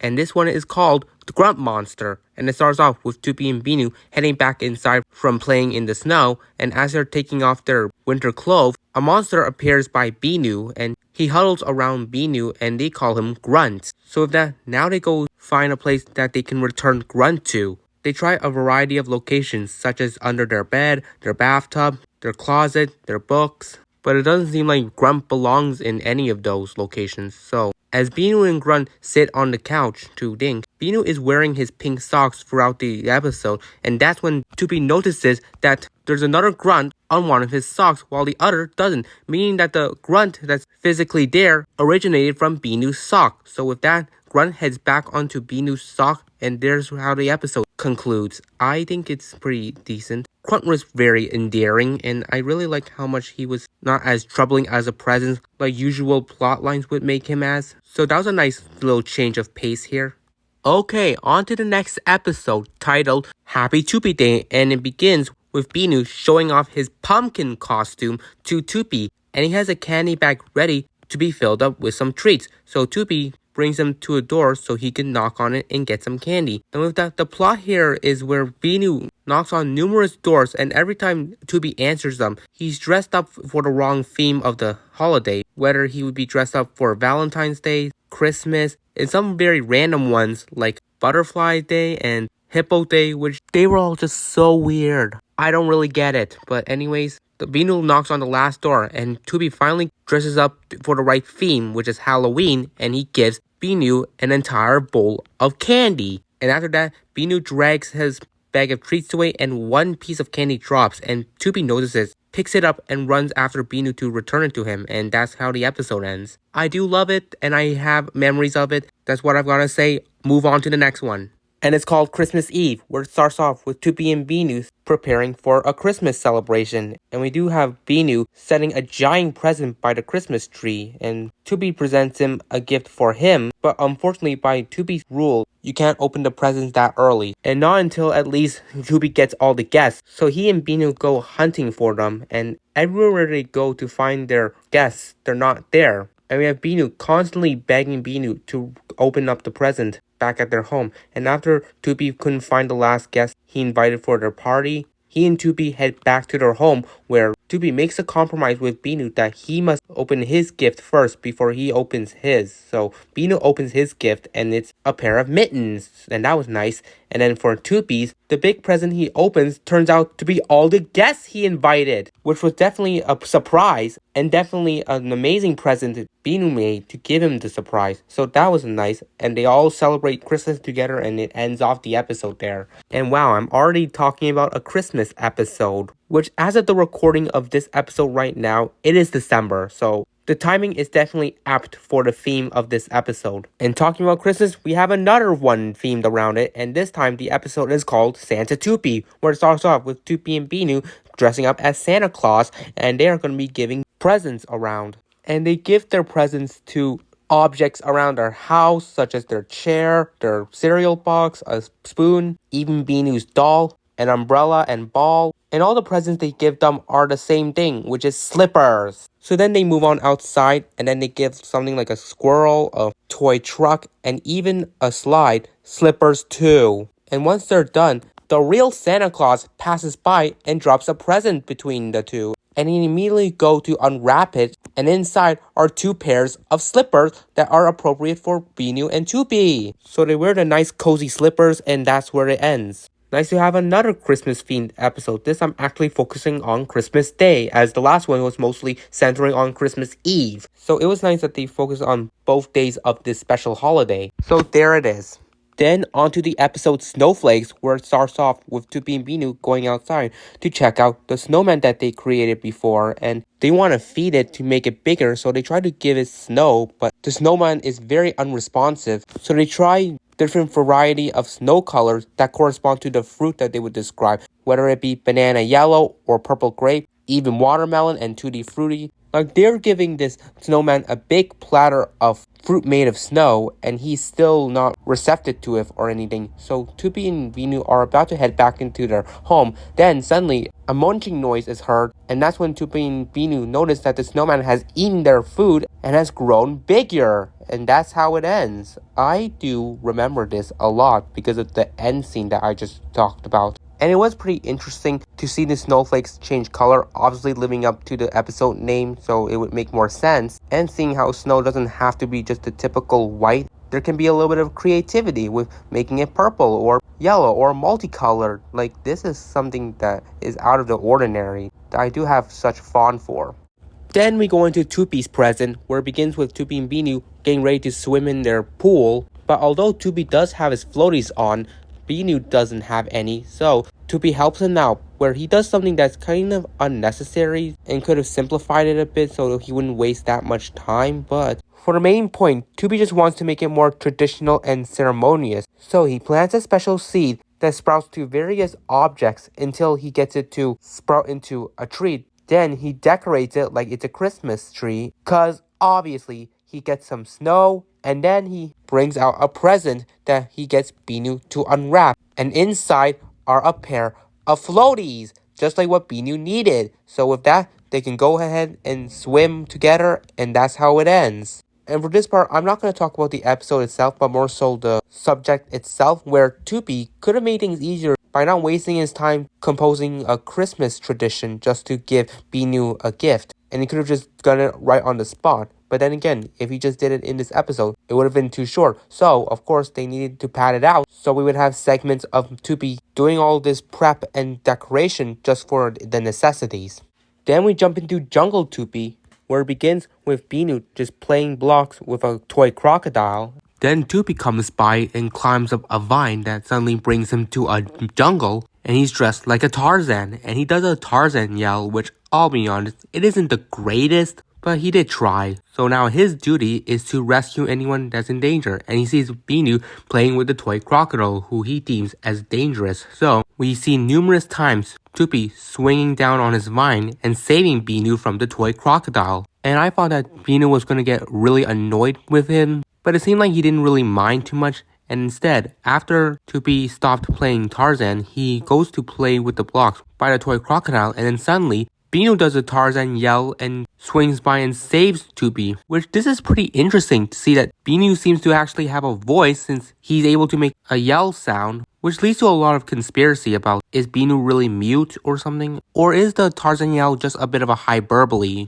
I don't really mind it, and because of that, the episode ends. Just a pretty basic episode. So let's just jump into the next one, okay? And it is called Play Clay, where it's raining outside, so Binoo and Toopy play with some clay, and they craft many things out of clay, and throughout their crafting, they begin to make more bigger crafts that outmatch the others' build. Whether Toopy makes wiggly worms that would be outmatched by Binoo's snake, and then they would start crafting some weird creature monsters that then scare each other with it. And they do this numerous times until we get to the last one with Binoo's clay build of an enormous monster that is like the biggest that he could make, and it frightens Toopy, where he screams in such melodramatic way. And after that, the rain finally stops, and so Toopy and Binoo go to play outside, and Binoo puts the entire monster creation he made back into the clay pot, where it somehow comes alive and puts the lid back on itself, and that's where the episode ends. I think it's alright. The choreography in this episode was pretty brilliant, and I just love how funny Toopy and Binoo were running away from each other with the clay monsters they would build. And it's so funny how much this episode really signifies what fun activities can be done during the rainstorm, which is a nice way to represent that notion.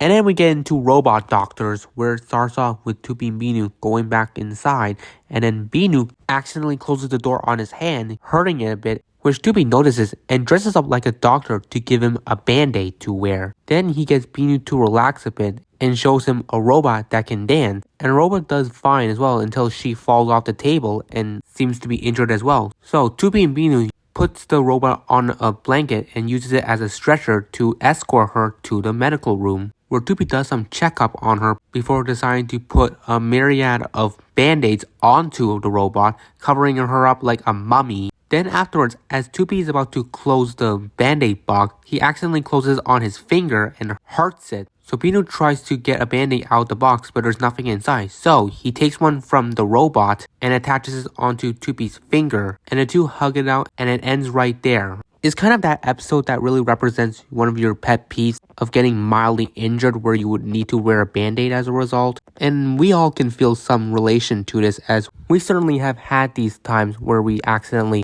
injured ourselves mildly. So it's sort of an episode that is pretty palpable to me.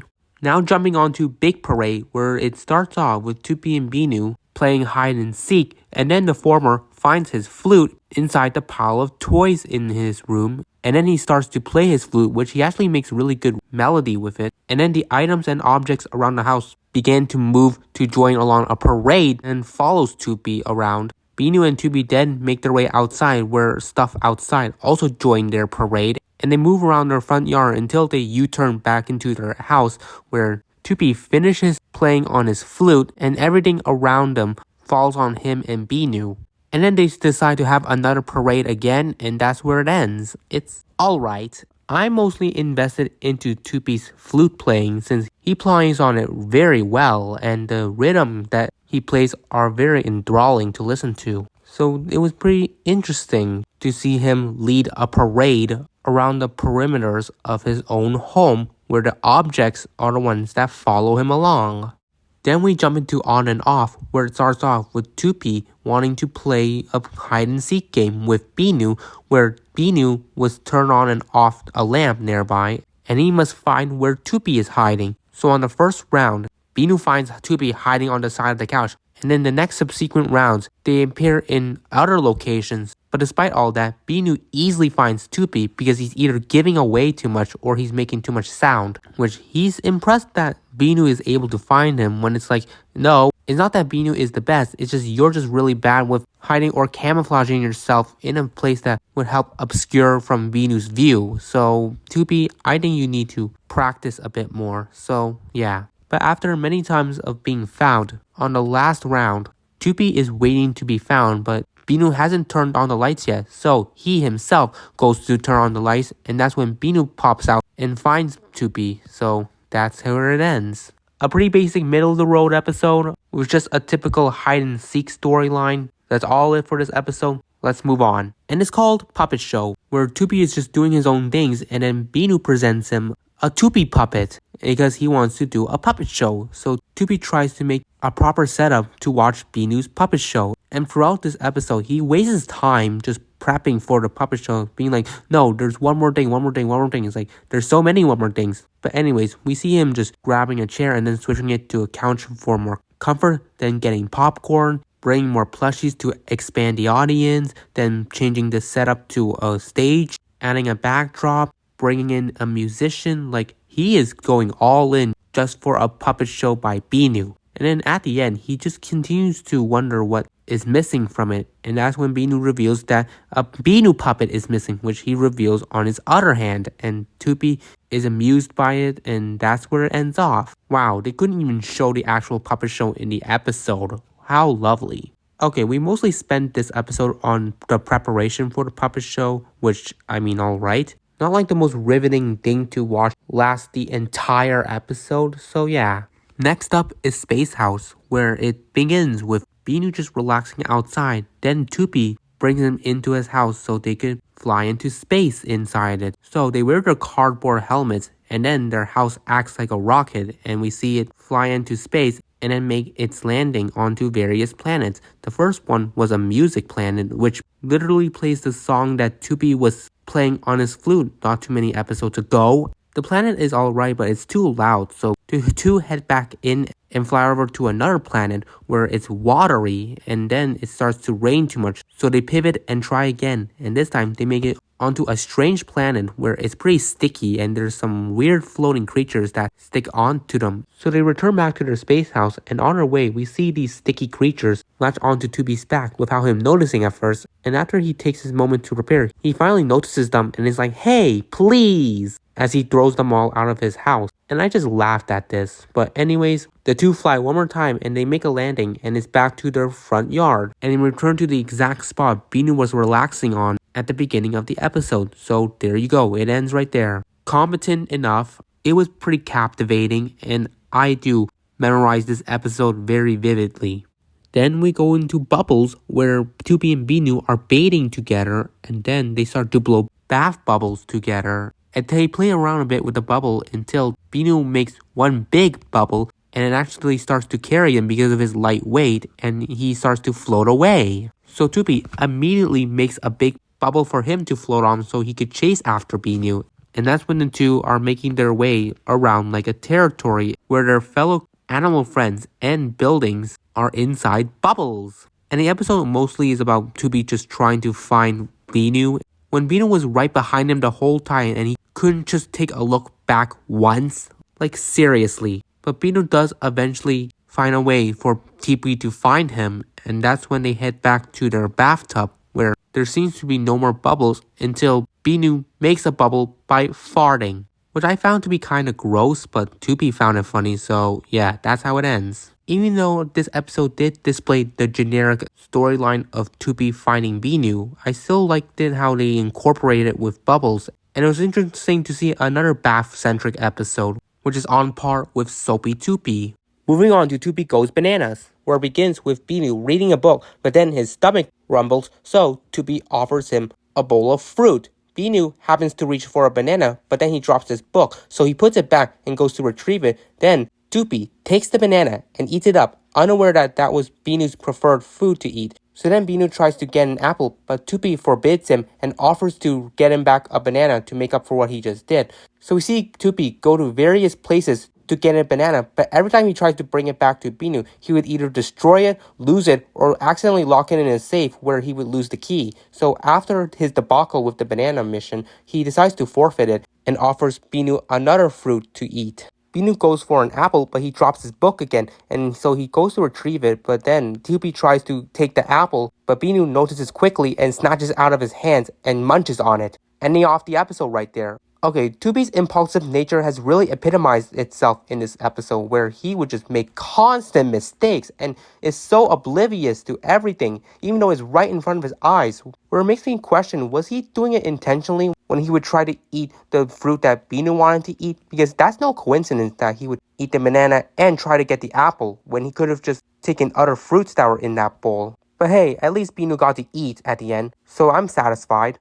Then onto Sparkle Binoo, where Toopy is crafting a Valentine's Day card for Binoo, and he sprinkles some special sparkles on the card to give it a sparkly aesthetic, and then he hands the card over to Binoo, who then proceeds to dump the sparkle on himself, and it gives him power to float like a fairy. So then he starts to make a variety of items with his sparkles, whether it be fire trucks, umbrellas, lollipops, roses, apples, like he's got some magic. And Toopy is pretty perplexed on what Binoo's intentions are with making these. So then Binoo grabs him and flies him into the air, where Toopy looks down and discovers that the items builds a heart shape. And it is Binoo's Valentine to him, and that's where it ends off. This is a really nice Valentine's Day themed episode, and I really love the magic here, especially how much it encapsulates Toopy and Binoo's relationship. I think this goes to show why there's such an incredible dynamic for this series. Next up is Toopy's Surprise, where Toopy is just playing outside and then he wants Binoo to join along, but Binoo is pretty busy. And we hear him inside their bedroom making some hammering noises. And when Toopy asks for him to play with him, Binoo refuses and also bars Toopy from entering the bedroom. So Toopy decides to spend his time hanging out with his fellow animal friends, whether it be playing night with the Red Dragon, or even going to the Three Bears house to celebrate a party there. So after some time, Toopy goes back to the front of his bedroom and asks to come in, and Binoo accepts since he's finished his work in there. So then we see something big that's covered by a sheet, and Binoo pulls down the covers and it reveals a sculpture of Toopy, which then turns out that hammering sound he was making was him carving the medium for the Toopy sculpture. So that was very creative of him, and Toopy is amazed by the work of art and hugs Binoo as it ends. And as someone who is obviously an artist, I love observing artifacts, especially the one that Binoo just made, which is an awesome sculpture, and he really put in his time to make it a special surprise for his friend, and I think he did an absolute spectacular job with the carving process. Next up, Sky Friends, where Toopy and Binoo are just cloud gazing, and then they see a ladder made of clouds, so they go up on it and reaches the surface of the clouds, and that's when they spot a cloud that resembles Toopy, but it's missing a Binoo. So after some time searching for it with no success, they decide that they're gonna craft a Binoo with clouds. So they grab a piece of cloud for the medium and begin constructing it to look like Binoo. And after some work, they are able to make it as an accurate resemblance of Binoo. So then the two blow the Binoo cloud towards the Toopy cloud so it would become more formal. And so they head back down to the actual surface and cloud gaze it, and then Binoo points out that a patchy cloud is missing, so they head back into the clouds to make one, and that's where it ends off, without even seeing them make it. How satisfying is that? Not. Well, anyways, I do remember this episode a lot, and it was alright. I like artistics and creativity, and this is an example of that, so good on them. Then we go into Binoo's birthday. Wow, a birthday episode. And it begins with Toopy dressing him and Binoo up as knights to go on an adventure to find something special, as he claims, so that he can get all the guests to go to their house to prepare for Binoo's birthday surprise. And as we see Toopy and Binoo go on their journey, we have variations where we see the guests pass by with party items and Binoo spots it with some confusion. But let's focus on the subject itself. We see the two find some very special leaves, whether it be musical, golden, shining, but then Toopy changes the mission to find a stone, and they first find a bouncing stone, which I just continue laughing at it as it just bounces, and then they find a colorful stone, and as they go deeper onto their adventure, one of the guests alert Toopy that the party's ready, so Toopy and Binoo head back to their house, where Toopy hides behind the couch, and when Binoo arrives, everyone surprises him for his birthday, and they celebrate together, and it ends off right there. It was nice to see Binoo celebrate his birthday and Toopy trying to make sure that the surprise was gonna be one. So there's that. Next up is Binoo's Island, where it begins with Binoo reading a book while listening to some tropical music on a radio, which is really fitting with the theme of this episode. So then Toopy walks in, shivering from the cold, and calls for Binoo to join him, but then the house changes into an ocean where Binoo is separated on his own island reading his book, while Toopy tries to call for him far away from another island, but Binoo can't hear him because of the radio and distance. So Toopy decides to paddle his way to ask Binoo, and on his way, he would meet with a variety of sea creatures that would indirectly intercept his way to reach Binoo, whether it be an octopus, a serpent, or even a whale. But afterwards, Toopy finally reaches the island and Binoo is nowhere to be found, and it turns out he's already finished reading his book and is on his way outside. So Toopy quickly rushes over to join him, and that's where it ends off. This was just okay. Only okay. Nothing else to gauge from this. Move on to the next one. And it's titled Sock Puppet, where it begins with Binoo putting away some laundry and Toopy grabbing one of the socks and setting up a box to create a puppet show, where he uses the sock, who he titles the Great Mamadou, and begins using his voice to make it speak. And Binoo is entertained by it, but then Toopy has an idea and goes searching for it. And while he's searching, Mamadou actually comes to life using Toopy's voice, and the two begin having such joy together, where Mamadou would either juggle some bowling pins, swing on some trapeze, and even sing in song, Mamadou, which I love. And obviously, I've been very outspoken how discography has been my cup of tea, and having this be another musical episode really emphasizes that. So anyways, after the Mamadou finishes his song, we get some fireworks to get a nice ceremonious end off, and then everything goes back to normal as Toopy arrives with the thing that he searched for, a harmonica, which is pretty unfortunate how much fun Toopy missed when the Mamadou sock puppet was alive. So after that, Toopy puts the sock puppet on his hand and begins playing the harmonica, and that's where it ends. Well, unfortunately, Toopy's harmonica playing does not outmatch Mamadou's song, which is obviously 10 times better and displays a really good melody and rhythm that makes me feel a lot of nostalgia, especially when it comes to early 2000s musicals, which is something I have such fond for. So yeah, I like this episode. Let's move forward. And this one's called Magic Marker, where it starts off with Toopy drawing on an easel and illustrates Binoo's face. And then he uses these markers, which has a very special effect where when he draws some unique details on Binoo's face, those details physically appear on Binoo's actual face, whether it be a mustache or eyebrows or even a top hat. And inside those top hats, out comes a bunch of bunnies, who start to cause mayhem around Toopy and Binoo's house, and once they struggle to catch it, Binoo has the idea to use the magic marker to illustrate a carrot on it while drawing a square border around it so they could use it as like a sheet to catch the bunnies. And once all the bunnies fall for the carrot bait, Toopy and Binoo use the side of the borders to wrap all the bunnies up inside a bag and put them right back into the top hat. And afterwards, Toopy erases his illustration of Binoo wearing a top hat, but after he's done erasing, Binoo is nowhere to be seen, which quickly worries Toopy to believing that he accidentally erased Binoo. But it turns out the latter was just playing with him and he just hid inside the lamp. Nice one, Binoo. That's the end.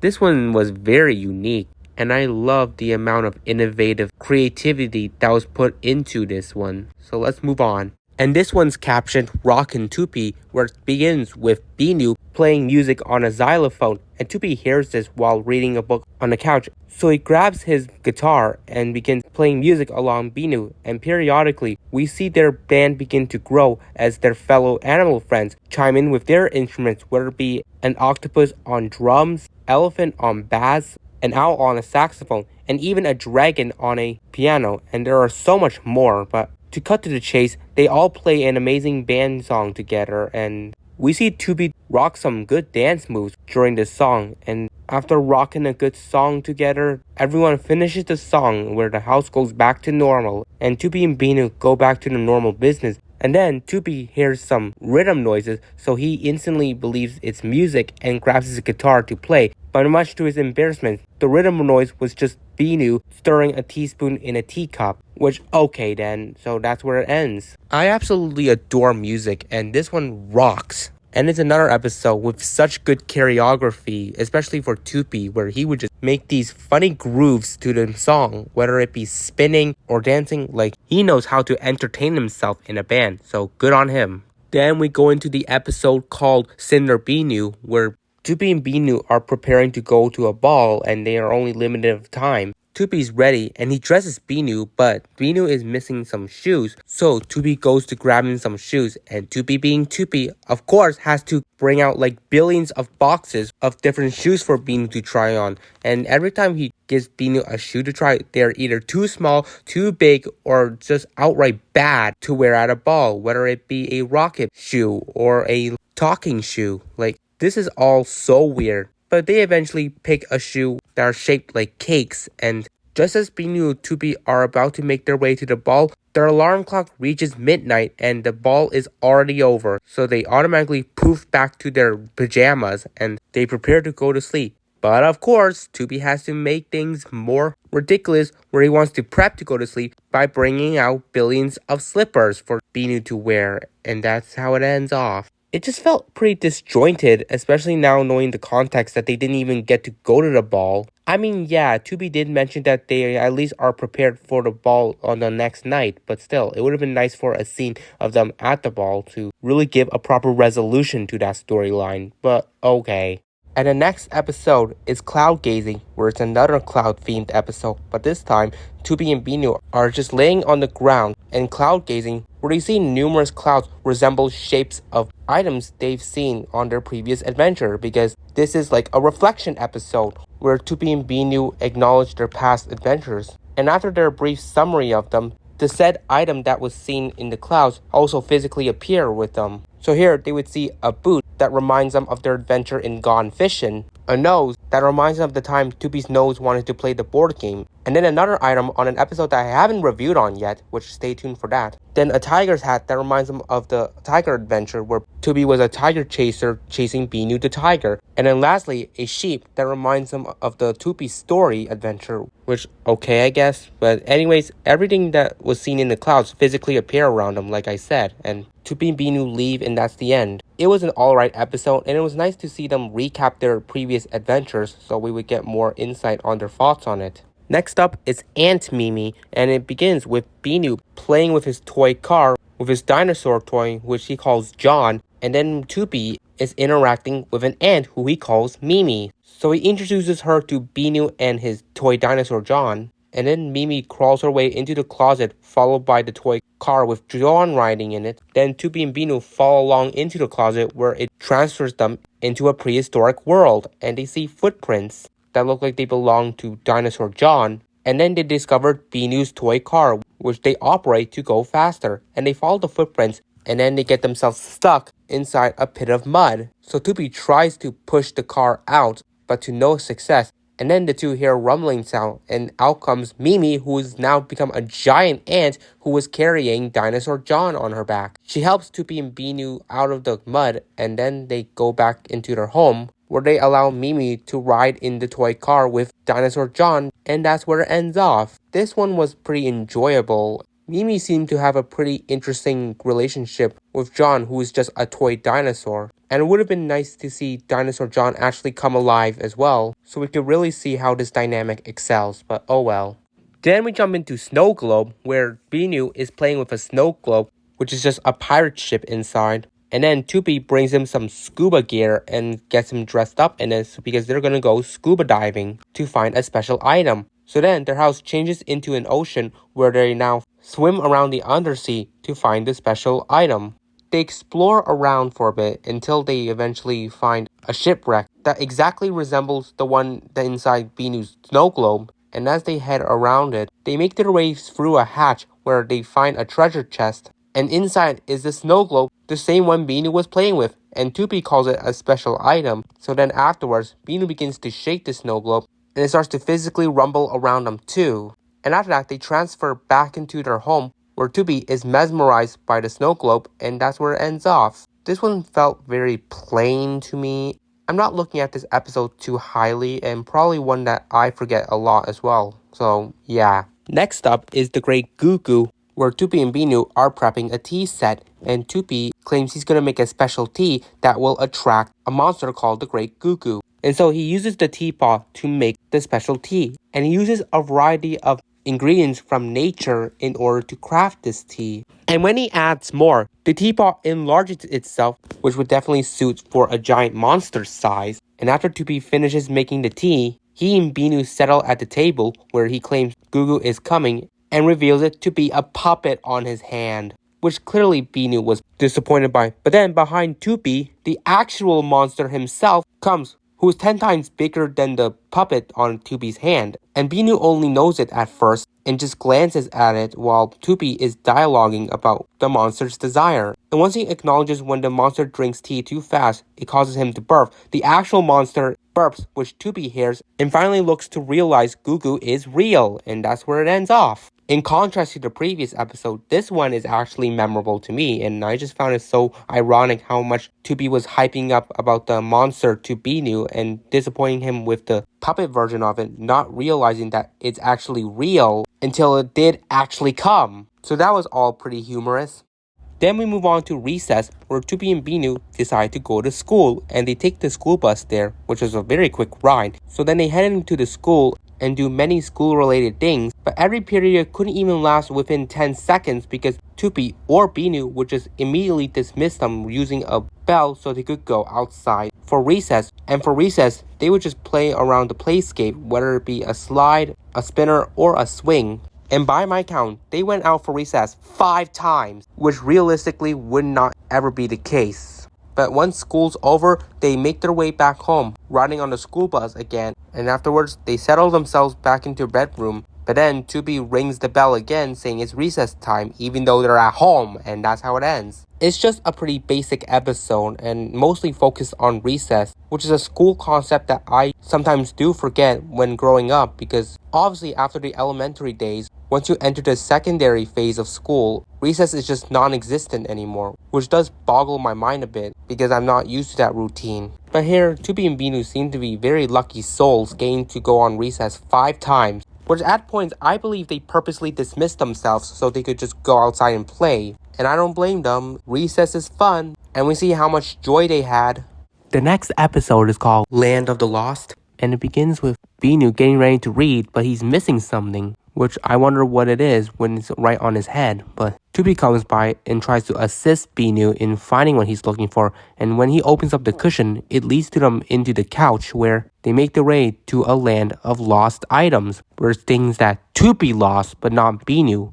And we see them find numerous things that Toopy lost inside the couch, and then afterwards, they make their way back out, and once Toopy tries to grab everything he collected, it's too much for him to carry and he falls. Nothing seems to be damaged when he fell, and he's relieved by it, especially his mirror, and he shows it to Binoo, where that's when Binoo finds his reading glasses, which was just on his head, like I mentioned before, and that's where Toopy realizes that was what Binoo was looking for, and that's where it ends off. Another one that is memorable to me, and I feel like this was kind of reminding me of the backpack episode where they're just in an obscure location that was just so gloomy and unusual, so that's about it. Then on to the next episode, which is called Super Ball, and begins with Binoo playing with an activity book, and then Binoo comes by playing with his Super Ball, which he struggles to catch, and then it makes his way onto Binoo's book. So Toopy jumps in, and we see Binoo using the activities in the book to navigate Toopy around to catch his Super Ball. And after going through many pages, the Super Ball finally makes its way out of the book, followed by Toopy, who then ambushes it and finally catches it.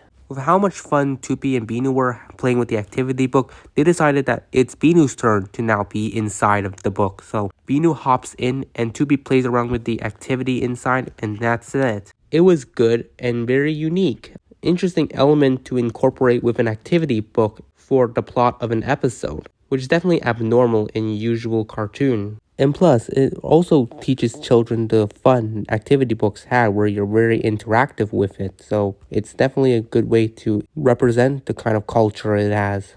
Then we move on to Keyhole, where it begins with Binoo putting a key on a toy duck, winding it up so it can function. Then Toopy comes by and spots the key on the ground and begins to use it on various objects, completely unaware that it's designated for the toy duck. And we see that every time he winds the key up on an object, it begins to quack while it functions, whether it be a kite, a swimming pool, a book, a sandbox, flowers, clouds. Like, it's so abnormal, and yet he's so oblivious to the fact that the key is for the toy duck that Binoo keeps on trying to show him, but it seems that Toopy did not have his eyes checked, so yeah. He did eventually spot it, and once he winded up, that's when he realized that the key was for the toy duck. Marvelous. Okay, that's how it ends off. Yet another episode that highlights the bevy amount of Toopy's impulsiveness, which has become a bit more repetitive as we go on. So that's what I think about this.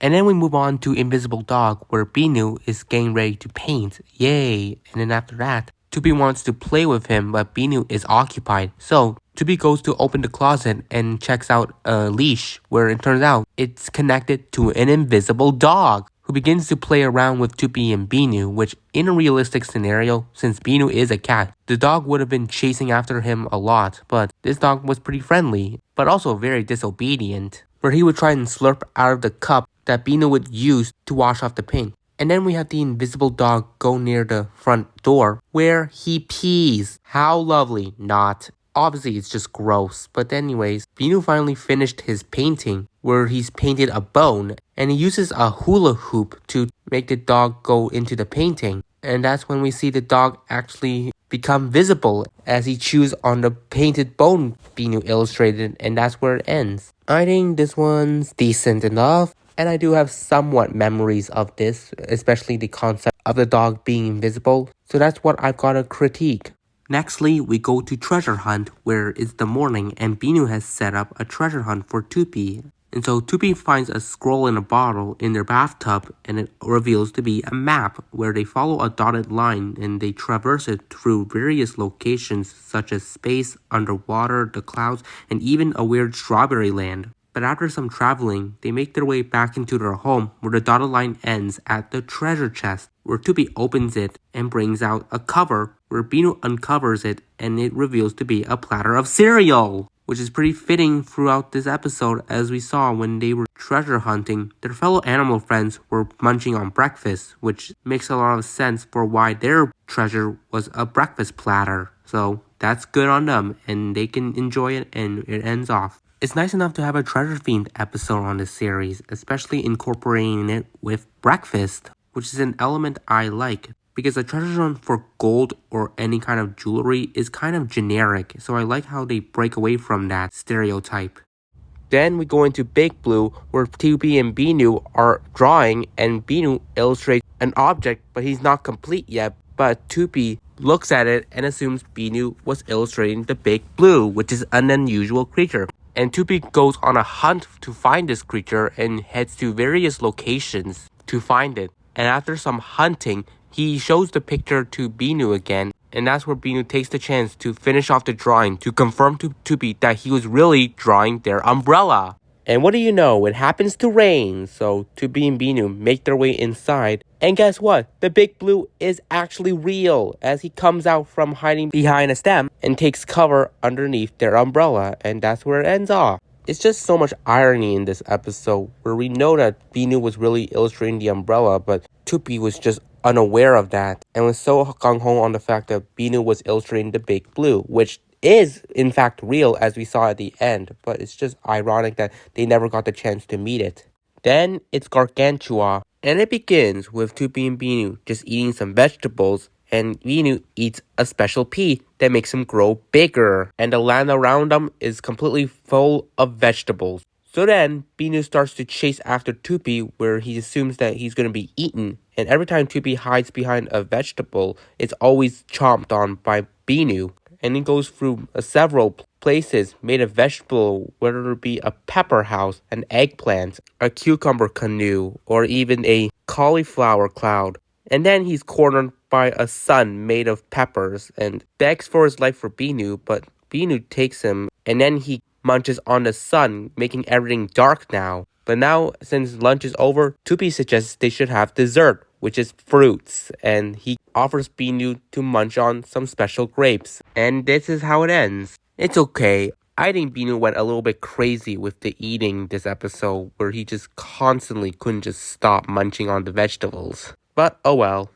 Then we go into Under the Bed, where Toopy and Binoo are about to sleep, and they turn on their music box. Then once they're asleep, a light underneath their bed turns on, and it disturbs their sleep. So they go under their bed to check it out, and it turns out there's a blue monster there who is struggling to sleep because he hears clicking noises underneath his bed. So the three of them check it out, and it turns out to be a red monster knitting, and he's struggling to sleep as well because he's hearing munching sounds underneath his bed. Wow. And once the four go under it, they check out that there's a purple monster munching on a sandwich. And guess what? He's having trouble sleeping because he hears noises under his bed. So everyone checks under it, and it turns out to be Toopy and Binoo's room where the music box was playing. And the three monsters completely disapprove of it. So once Toopy and Binoo turn it off, the three monsters fall asleep on their bed. And with that, Toopy and Binoo decide to sleep on one of the monsters' vacant beds and turn off the lights. And there it concludes. It's alright. It definitely teaches the problems with sleep disruption, as it demonstrates right here that why you need to show a lot of considerations for others who are just trying to sleep. Moving on to the magic bowl, where Toopy and Binoo are just dusting things, and then Toopy happens to drop his duster inside the fish bowl, and that's when the magic begins, where it shows them a previous event that they had with the item they dropped into the bowl. So the first one was the duster, which shows them the time that they had a scuffle with it when it became the Tickle Me Tail. Then next they put in a slipper, which shows them the time that they were giving slippers out for Christmas. Then Toopy puts in the Valentine's Day card, which shows on the time that Binoo got the card from him and put the glitter sparkles all over himself. Then finally, they put in the black sheep, which reminds him of the time Toopy was stuck on top of the castle and got the help of Binoo and the sheep. And with that, this pretty much shows that this episode was another reflection/recap episode. So after that, Toopy has the idea to put all the items inside the bowl, which, okay, and that's where it ends off. This episode was kind of on par with the cloud gazing episode, where it definitely is another one where we got to see a recap on the previous adventures Toopy and Binoo have and a bit more in-depth on their thoughts on it. Then the next one is titled The Three Bears, where Toopy decides to play a blindfold game with Binoo guiding him around without actually telling him. So then Toopy moves around the perimeters of their house and then happens to make his way out, where he assumes that he's in the hallway, which, okay, how do you not feel the breeze of the outdoors? But anyways, he makes his way to the Three Bears house and assumes that it's their bathroom. And we see him move around the bears house, knocking into items and colliding with the bears, assuming they're bathroom items, whether they're cloths, sponge. Like, Toopy is clearly into this blindfold game and is not taking a second to remove his blindfold to see where he's at. And then at one point, the mother's bear wig comes off because her child accidentally pulled it off. And then Toopy happens to grab it and put it on, thinking it's his wool hat. So afterwards, the mother bear leads him out of the house and brings him back to his house. And once she takes back her wig, she leaves and Toopy notices and finally takes off his blindfold and is wondering where it's at. So he puts it back on and decides to hunt for it. And that's where it ends off. It's just kind of a ridiculous episode. And really, everything here was just so weird. So yeah, I've got nothing else. Let's just move forward to the next one. Next up is Where's Binoo? And it begins with Toopy doing a connected dots drawing. And then Binoo grabs a book from a pile of it on a chair. And he goes to read it on the couch. And then, once Toopy finishes his drawing, the pile of books collapse on the ground. And Toopy assumes Binoo is inside one of them. So he checks through various books. And the way he does it is when he puts his head into it, he appears on the other side of that book where it's being read by their fellow animal friends. And we see him pop his head up in a variety of their books, whether they're being read by a dragon, an octopus, a frog, or goat. He then is left with one more book, and unsurprisingly, it's the one that Binoo's reading as it pops out of the book Binoo is reading. And he tells Binoo about his drawing and wants him to check it out. So he jumps into the book with Toopy, which, why, when Toopy's drawing is in the living room where you are sitting right now? Like, that is so unnecessary traveling, but oh well, that's how it ends. It's definitely another one that has a very creative element of transportation, all from using a book. And all it requires is for you to put your head inside and it will pop out from another person who would happen to be reading the same book as you at the same time. So this concept was very innovative that the creators made for an episode. Next is The Lost Bear, where Toopy is just hanging out outside and then Binoo goes searching around the slides because he lost his favorite teddy bear. And so Toopy helps him out and they easily find it on the top of the slide. So once they climb up to fetch it, the bear comes to life and begins to slide away, and Toopy and Binoo follow on pursuit, and the slide changes them into a roller coaster where they're now in an amusement park to chase after Binoo's teddy bear. So after the roller coaster, they chase it to a carousel which spins like crazy and it ejects the bear out. So Toopy and Binoo go searching once again and they find it playing at a bumpers car, where we have Binoo and the bear side by side until Binoo bumps into the bear's car, knocking it away while he bumps into a boundary at the same time. And I'm sitting here wondering, Toopy, where are you at? You're also operating a bumper car, but yet you had no contribution to catching the teddy bear in this spot? Like, whatever. Okay, they make it to the final station, which is a stand where they must use rubber duckies to squirt water at a target. And Binoo does it and wins the prize. Which, surprise, surprise, it's his teddy bear who is just posing as one of the prizes. And then Toopy goes to purchase cotton candy and they head back to their home where Toopy decides to fill up the teddy bear with some cotton candy. Which, alright, and that's how it ends. It's decent enough, but it does kind of baffle me a bit that we have the narrative of Binoo's desire for his teddy bear when, throughout the series, he's always been devoting his life with Patchy. And yeah, maybe the teddy bear is his backup in the case Patchy was lost, so I can understand that point. Then we move on to the magic whoosher, where Toopy and Binoo are eating cereal, and Binoo happens to drop a crumb of cereal on the ground. so he tries to use a broom to clean it up, but Toopy suggests that they should invent a magic whoosher, which is just using a cereal box and a sock. And once they put it together, the whoosher grows some eyes and begins to clean up all the cereal. But then Toopy struggles to shut it off, and the machine starts to go haywire by sucking up other stuff like tables, couches, even Binoo's doll, Patchy. And it even goes as far as sucking up Toopy and Binoo's entire house, and then the entire world, which, wow. And it doesn't even end there, as it begins sucking up stars, the moon, planets, like anything that it sees. At this point, it's gonna be left with nothing. And so we see with Toopy and Binoo, they have an idea where they decide to allow the magic whoosher to suck them up, and once they're inside, they reunite with Binoo's doll. And then this is when the magic whoosher begins to shift, where it feels that it overate and burps out everything, and everything returns back to normal. And when I say that, even the cereal crumbs return back to the floor. And Toopy suggests to make another invention, which, why after what you just saw? But alright, that's how it ends. It is yet another memorable episode, and I do believe Toopy's original invention of the magic whoosher was gonna work out, but he just had poor control over it and why it goes haywire, so yeah.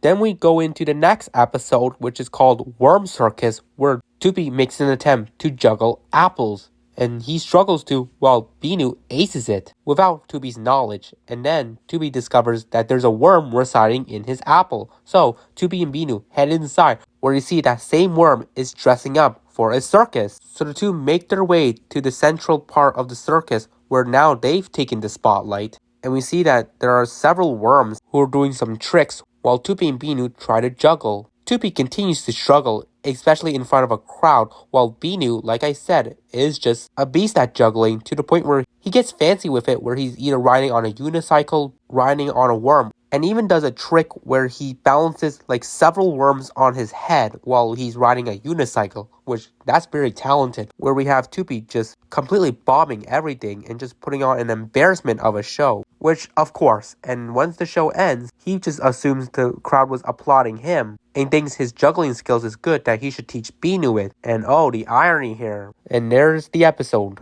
Once again, one that I do remember a lot, and it felt like a unique concept with worms and circus, which is such a rare norm to have in cartoons, but this one really epitomized that, so good for the showmakers.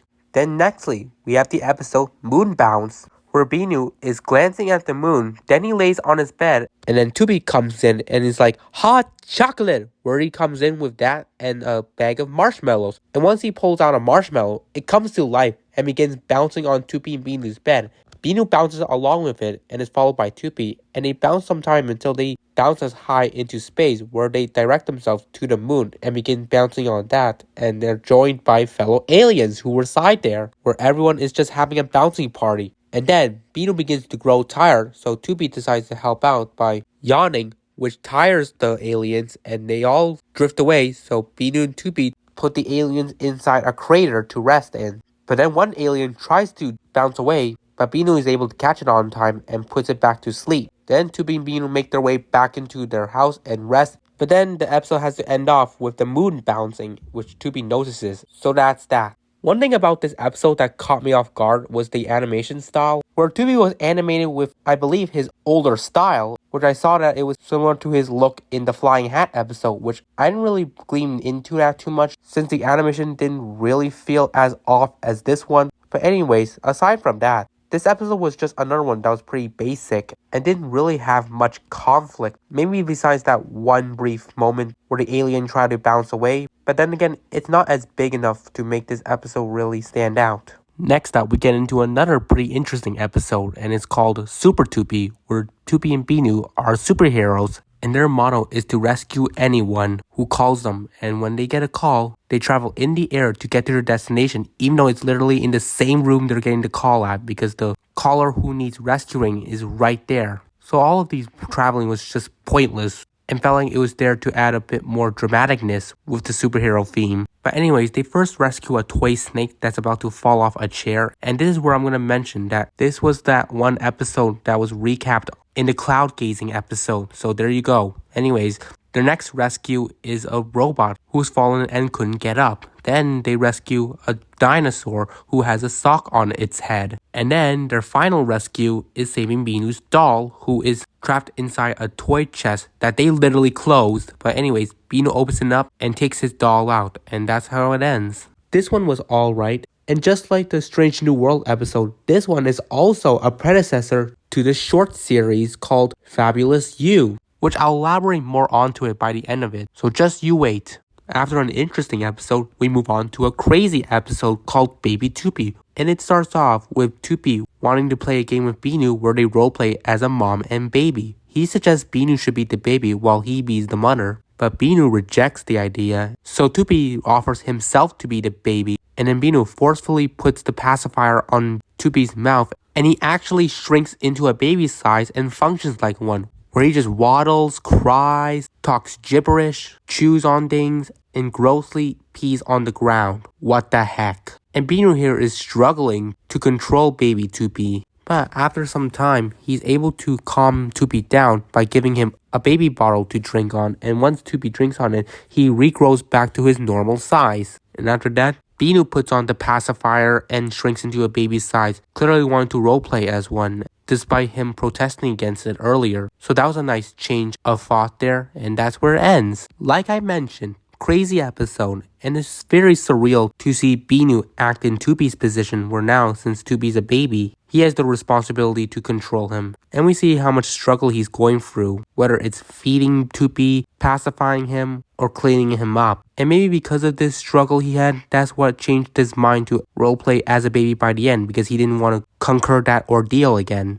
Then we jump into Binoo's wand, where Toopy and Binoo are eating cereal, and Toopy pours one into Binoo's bowl, and then something special wrapped inside falls into it, which Binoo believes to be a wand because of the star on it, while Toopy is completely oblivious to that, and once he pours in his cereal, he reads on the box that there is a prize inside and continues to read the instructions on the box while Binoo plays around with the wand. And he uses it to cast some very cool spells where he would make the cereal come to life, make himself grow bigger and smaller, change Toopy's skin color, and even make the table him and Toopy are sitting in to float in space, which I'm surprised Toopy never noticed any of the commotion while he was reading the box, especially when they were in space, where he didn't even notice something was off with the setting. Wow. Anyways, Binoo uses his wand to bring them back into their home, and that's when Toopy finally notices Binoo's in possession of the prize, and he instructs Binoo that he needs to take it out of the wrapper and put it inside a drink because it is a straw, a magic straw I should say, because once Toopy uses it to drink milk, his tail begins to sprout a plant, and that's how it ends. I will say this episode was thrilling, which I haven't used that word in a while for this video, and I stand by it.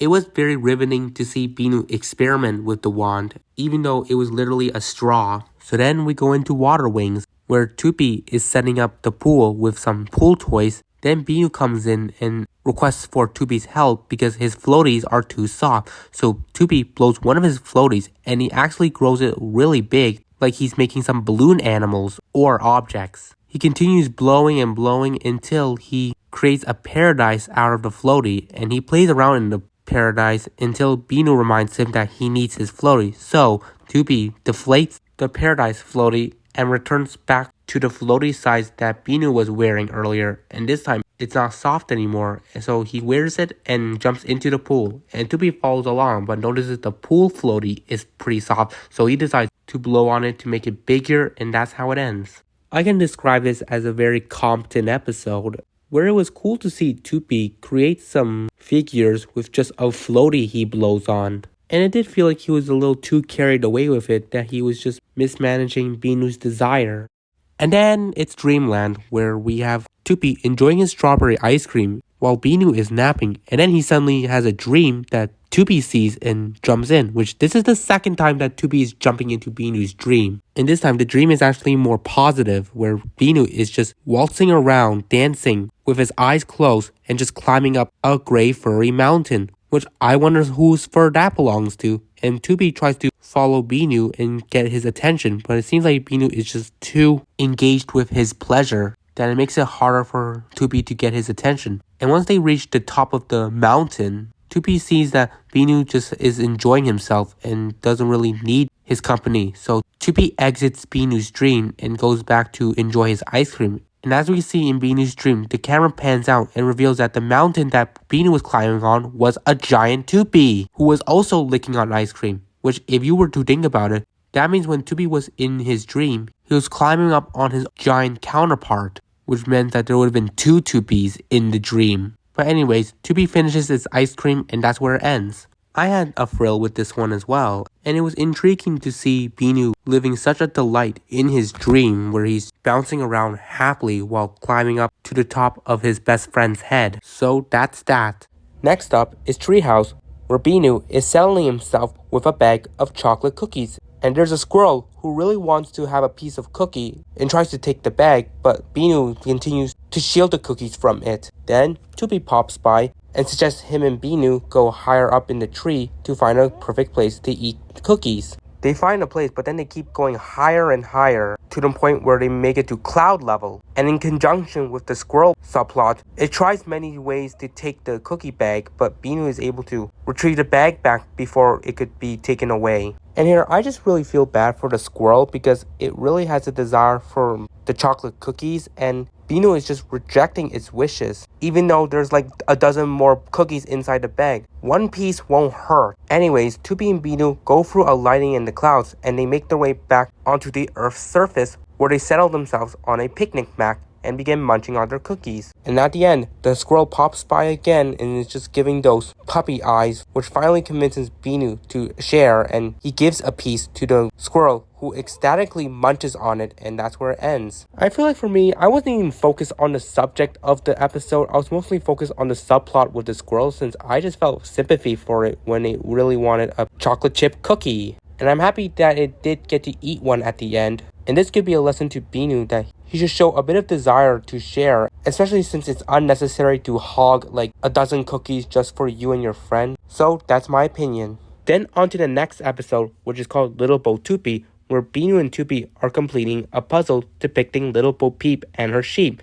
And they're nearly complete, but they discover that there's one piece missing, which turns out to be the one with the sheep on it. So they head inside the puzzle box where they make their way to Puzzle Land, and they first ask a bunch of blue creatures on the whereabouts of the sheep, and they have no idea. And once Toopy and Binoo's back are turned, they laugh at them. And then the two encounter three little pigs who are working on a house, and they don't know either, and also laugh at Toopy and Binoo when their backs turned as well. So then the two finally encounter Humpty Dumpty, and he has no clue. And once again, as soon as Toopy and Binoo's back are turned, he laughs too, which is something noteworthy here, which I wonder why. And as soon as Toopy and Binoo make their way back to their home, when Toopy's back's turned, Binoo laughs and points out to him that the puzzle piece is on his bottom, which means Toopy must have sat on it when they were emptying out the puzzle box. So he takes it off and gives it to Binoo to finish the puzzle, and that's how it ends. This one was pretty funny because all along the puzzle piece was on Toopy, and him and Binoo were just completely oblivious to it. Even though they could have easily read the room as soon as they discovered the characters laughing at them when their backs are turned, but oh well.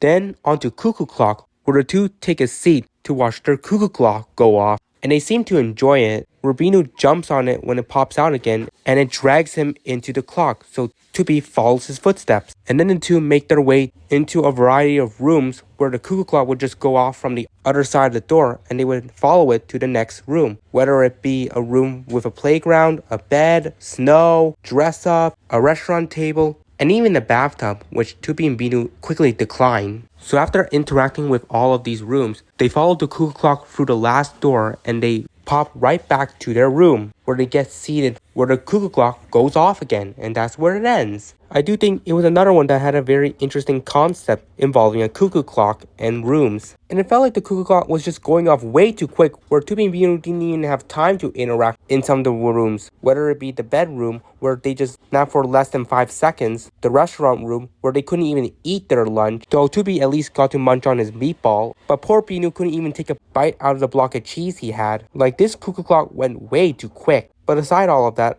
I do really enjoy this episode, so that's my own opinion on it. And finally, on to the last segment, which is called Land of Colors, where Binoo is trying to color animals on a coloring book with a double-sided crayon. Then Toopy comes by and assists him, and they make their way into the coloring book, where Binoo helps snap the crayon so both he and Toopy can each have one to color with, and they use it to color a variety of things, whether it be a frog, a hippo, a butterfly, a monkey, even an apple tree, and a chicken, which helps it lay an egg. And then they make it to another area where it's a depiction of a landscape, but it's all plain. So Toopy and Binoo help out, starting with Toopy, where he does some sort of dramatic preparation and then proceeds to tap his colors on the landscape, coloring it with his crayons. And Binoo helps out finishing the last touches of it, and they get a beautiful landscape. And afterwards, they head back out of the coloring book, where Binoo taps Toopy with his crayon, changing his color, and Toopy does the same to him, and it continues vice versa, and that's where it ends off. A nice humorous way to conclude the final segment of the show. Which, wow, that was very long, but I am glad that I was able to cover all segments of the show, which does end off the first phase of this video, considering now, moving forward, the last media that I have to cover is the mini-movies. So let's get into it. So here we move forward with the first mini-movie, which is 4 times longer than a usual episode.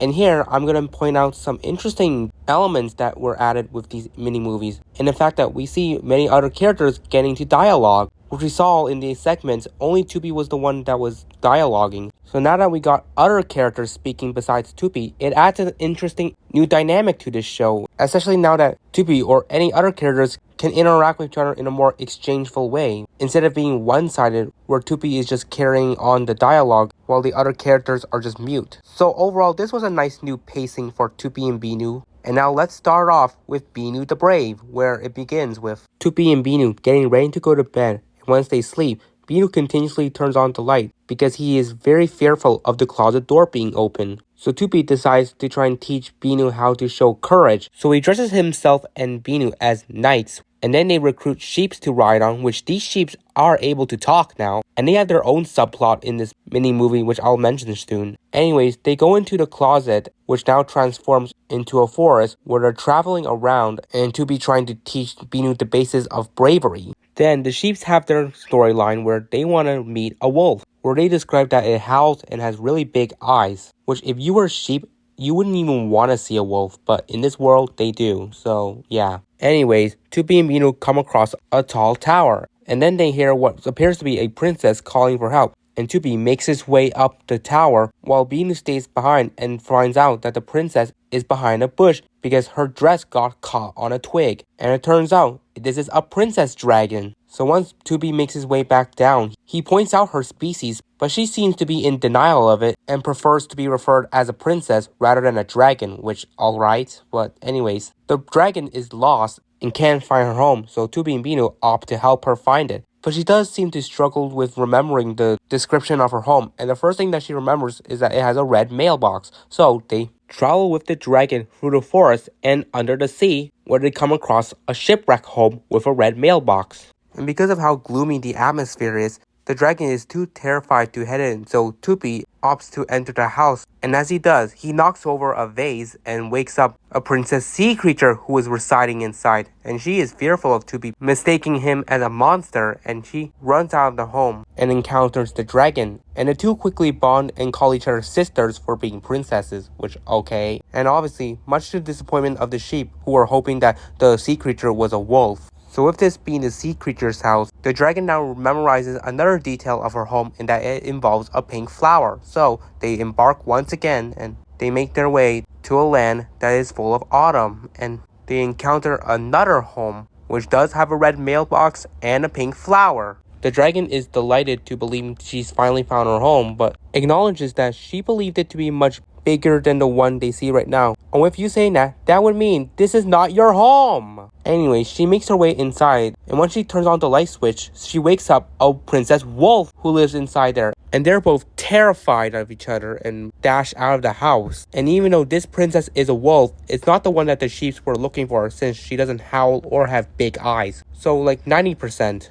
But after the quick ordeal, the two princesses quickly bond and call each other sisters as well. And now that this house is confirmed to belong to the Princess Wolf, the Dragon Princess now acknowledges one more detail about her home, so they embark once again, and after some traveling, the dragon is beginning to lose some hope and lays down looking disheveled. And Toopy and Binoo come over to her aid and comfort her. And while they do that, the wolf subplot with the sheep is finally concluded when they encounter a creature who howls and has big eyes, and he claims he is a wolf, which sure, maybe that's his name, but he's literally an owl! But anyways, the sheep are feeling a lot of gratification because they finally met a wolf, so that closes off their storyline. Anyways, with the help of this owl, he flies by a castle with a pink flower and red mailbox, which the dragon sees and believes to be her home, which this time it is, and she quickly dashes inside to settle herself. But she accidentally left her purse with Toopy, so he and Binoo head inside to join her, and they head up the castle steps and make their way into her room, where it turns out to be their room, where she has now settled herself into their bed. But the two don't mind and join with her in their bed, and they all head to sleep. But then the dragon wakes them up and requests them to close the closet door. And this time, Binoo finally shows his development and bravely closes it himself. And then Toopy gives back the purse to the dragon, and after that, they all go to sleep, and that's how it ends. I do have a lot of memories with this movie, and it was definitely thrilling. It was surreal to finally see some characters actually speak besides Toopy's, which introduced a different dynamic to the show. The Princess Dragon is an alright character. She can get cringy at points, or even worse, grade me a bit. But she did come off very sympathetic, and you can feel for her when she struggles to memorize her home. Because although she's accurate with some of her details, there are other princesses whose houses coincidentally matches with her description. So there's a lot of complexity to the situation because of this.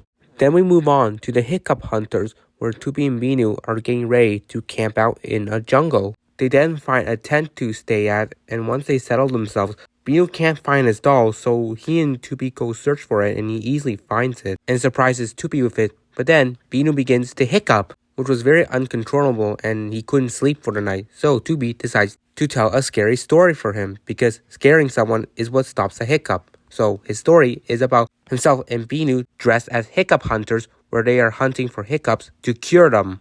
Toopy does sing a song about finding hiccups, and then they hear a hiccup, so they head to the location of it, and it is at a monster's home, where they knock on his door, and he lets them in, and explains to him that he's a monster that enjoys crafting beads, but he currently has an issue with making one since he's hiccuping. And he demonstrates an example of that for further observation from Toopy and Binoo. So Toopy has an idea of scaring the monster to cure his hiccups. So he makes his attempt, but it doesn't work. So Binoo tries his, and he rubs a magic lamp that the monster possesses, and out comes a genie who makes a big surprise which scares everyone, and the monster's hiccup is cured, which now he's able to make his beads. And then we see the genie head back into this lamp, and then he starts to hiccup, so Toopy and Binoo follow him inside of it, where they meet with him, and he explains that he's trying to color a drawing, but his hiccups prevent him from keeping his line work straight. So first, Toopy makes his attempt to surprise the genie with a whistle, but it doesn't work, so Binoo makes his attempt, and once again, he's the one that succeeds,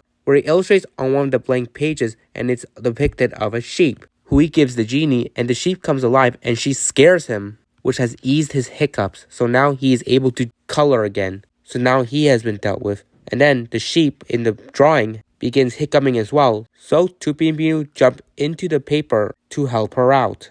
And at this point, they've gone to the deepest they can go. But anyways, they encounter Miss Sheep, and she is accompanied by her fellow sheep, where there's like dozens of them, and they're trying to play leapfrog together, but then they all begin to hiccup. So, once again, the hiccup hunters try their techniques, where Toopy tries surprising them with an alarm clock, which slightly startled them, but it still didn't eliminate their hiccups. So, Binoo, thinking outside the box, knows that sheep have big fears, and their biggest fears is wolves, which is ironic, just coming out from the previous movie, where those sheep wanted to see a wolf. These sheep don't, and they are afraid of it when they hear a howl. But it turns out it's just Binoo doing a wolf impression, which he did really good at. And because of that, it has cured all the sheep's hiccups, and now they can all play leapfrog. And with that, that concludes Toopy's story of the Hiccup Hunters. But despite all of this, Binoo is still hiccuping. And throughout Toopy's story, he did try surprising Binoo with the door knock, the whistle, and even the alarm clock. but because he's right there, it kind of made it harder to make the surprise more unexpected.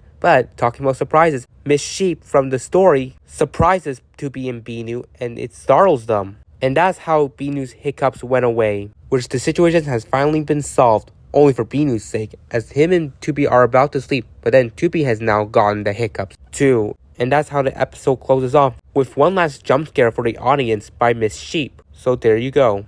This was another mini movie that I do remember, and I have a lot of nostalgia for it because I love the overall idea of hiccup hunting, where it's kind of introducing the technique that can be enforced to cure hiccups, since it is common for people to have. So this episode overall is kind of a good way to educate people on a kind of cures that can ease a hiccup, like scaring people, because it's definitely something people have fun with. And I just find it humorous how Toopy, as the hiccup hunter, just failed to surprise anyone, mainly because he was very blatant about it, and also openly too, where the characters knew in advance what he was trying to do. While for Binoo, his was more unexpected, where he uses techniques that would normally not be common to scare people. Like for the monster's sake, he wouldn't even expect the Genie to scare him. For Genie, he wouldn't expect the drawing to come alive and startle him. And obviously for the sheep, they wouldn't expect a wolf to be around in their world. So with all that, there's definitely more values with Binoo's technique, because he wasn't making it so foreshown that would just ruin the appeal of a surprise. So there you have it.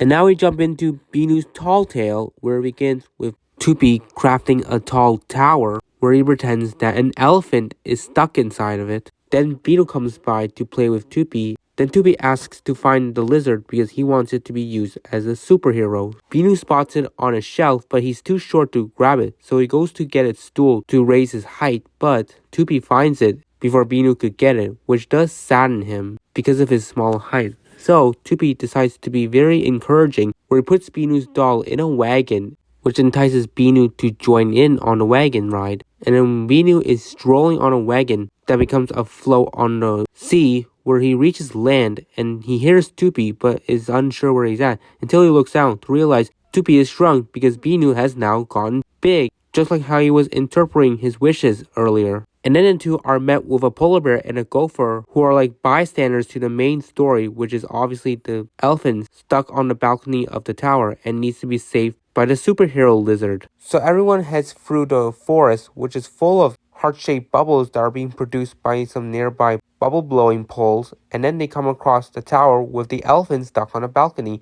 and he explains that strong wind shut the door behind him and now he can't open it. And this seems to be a callback to the castle episode where Toopy got locked on top of the tower because a gust of wind blew his door shut. And now with the situation right now, the elephant needs Super Liz to come because she possesses the door key that can help him unlock it. And I am sitting here being like, Binoo's literally a giant. He's tall enough to just reach his arm off to you and take you off the balcony. Like, why did that not cross anyone's mind? But anyways, they now go through the forest to find Super Liz, and they find her on top of a tree, where she climbed it to find the tower when it's right there. She does have the door key, but there's one issue. She needs to find a way to come down, which, oh my god! Like, Super Liz is now sinking herself to Toopy's level of impulsiveness. But anyways, Toopy tries many ways to help Super Liz, but he continues to fumble, even to the point where he climbs the wrong tree. And just like what I said earlier, I don't know why no one considered having Binoo help out, since he's a giant and has a really great height. Like, he can literally just take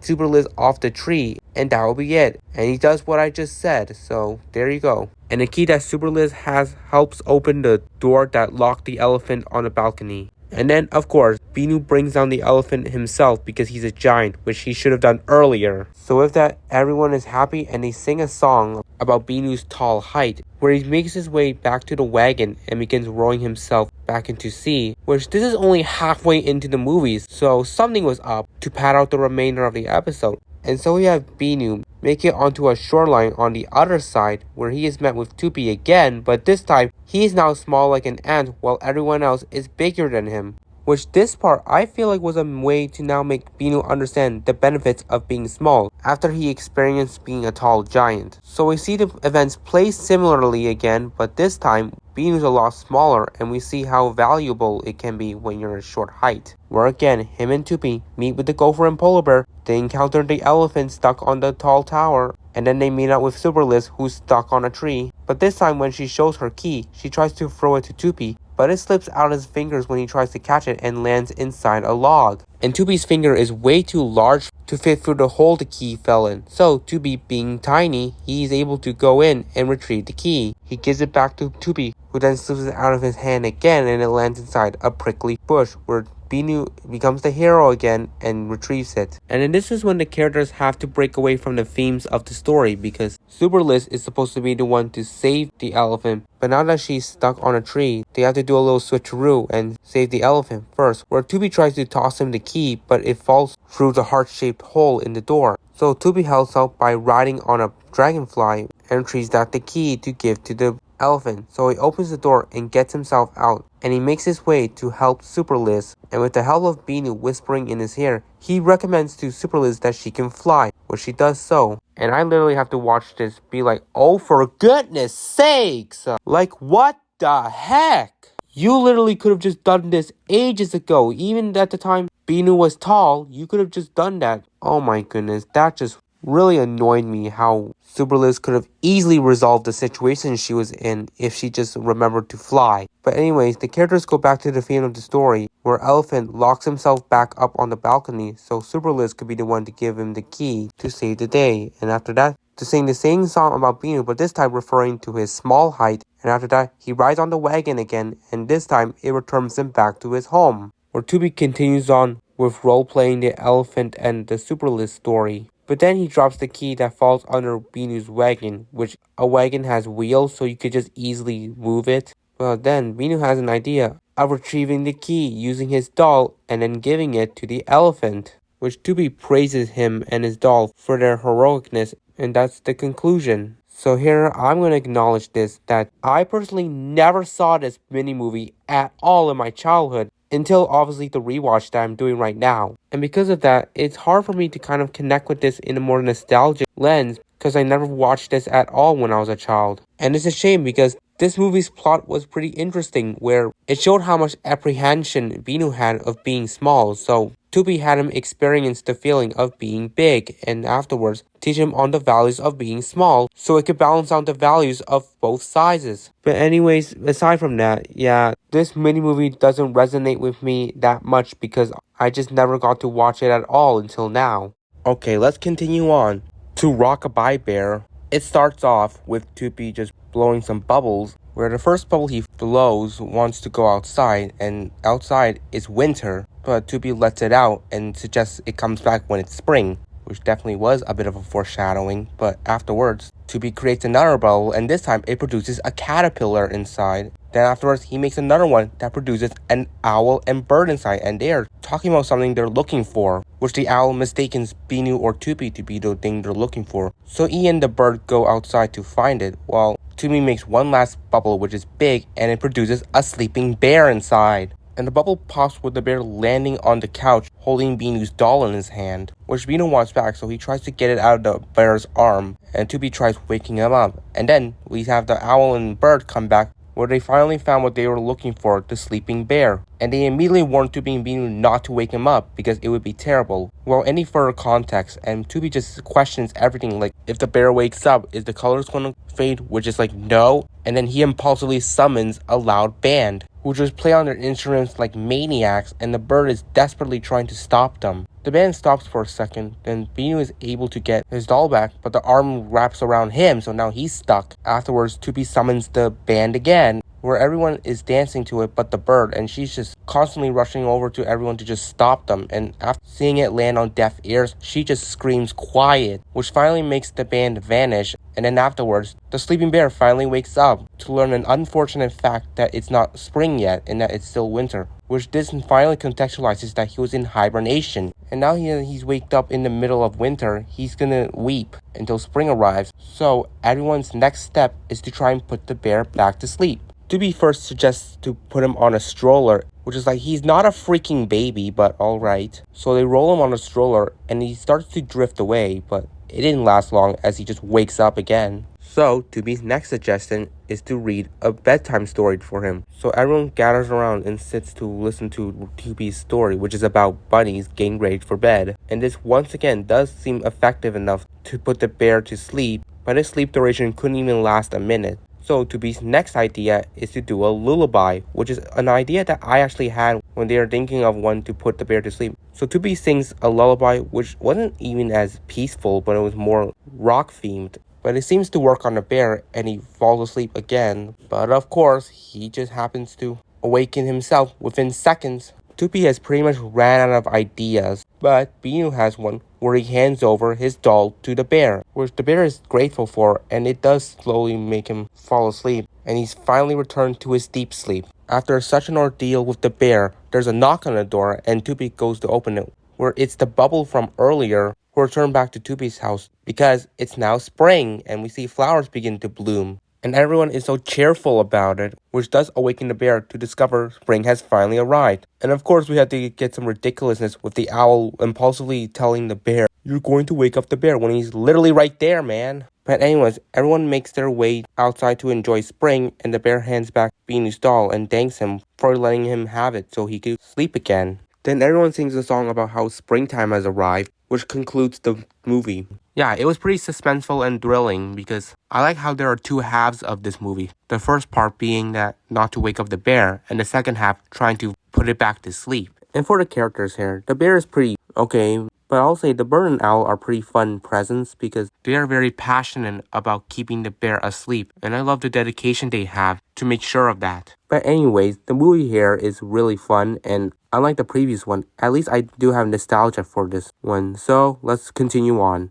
And we move forward onto Toopy's Halloween, where Toopy is playing ball, and then Binoo comes by dressed as a bunny, and Toopy assumes he's getting ready for Halloween. So he puts on a vampire costume and admires himself in the mirror, and while he does so, we see Binoo hide something behind a cushion, and we do learn the context of it at the end of the movie, so just you wait. As Toopy is still glancing at himself at the mirror actually speaks and acknowledges that the best costume he can wear is right in front of him, which he assumes is inside the mirror, so he goes in followed by Binoo, and they go into a world where it's Halloween, where they first encounter a hippo dressed as a fairy godmother, and they ask her for help to give Toopy the best costume. And she uses her wand to give Toopy a dress costume, and he likes it and admires himself, and while he does so, Binoo hides something inside the carriage, and then Toopy sings a song about his dress costume, but then he starts to realize how tall he is, and it's become harder for him to reach for his basket, so he gets rid of the dress, and him and Binoo continue on their journey with the hippo following them,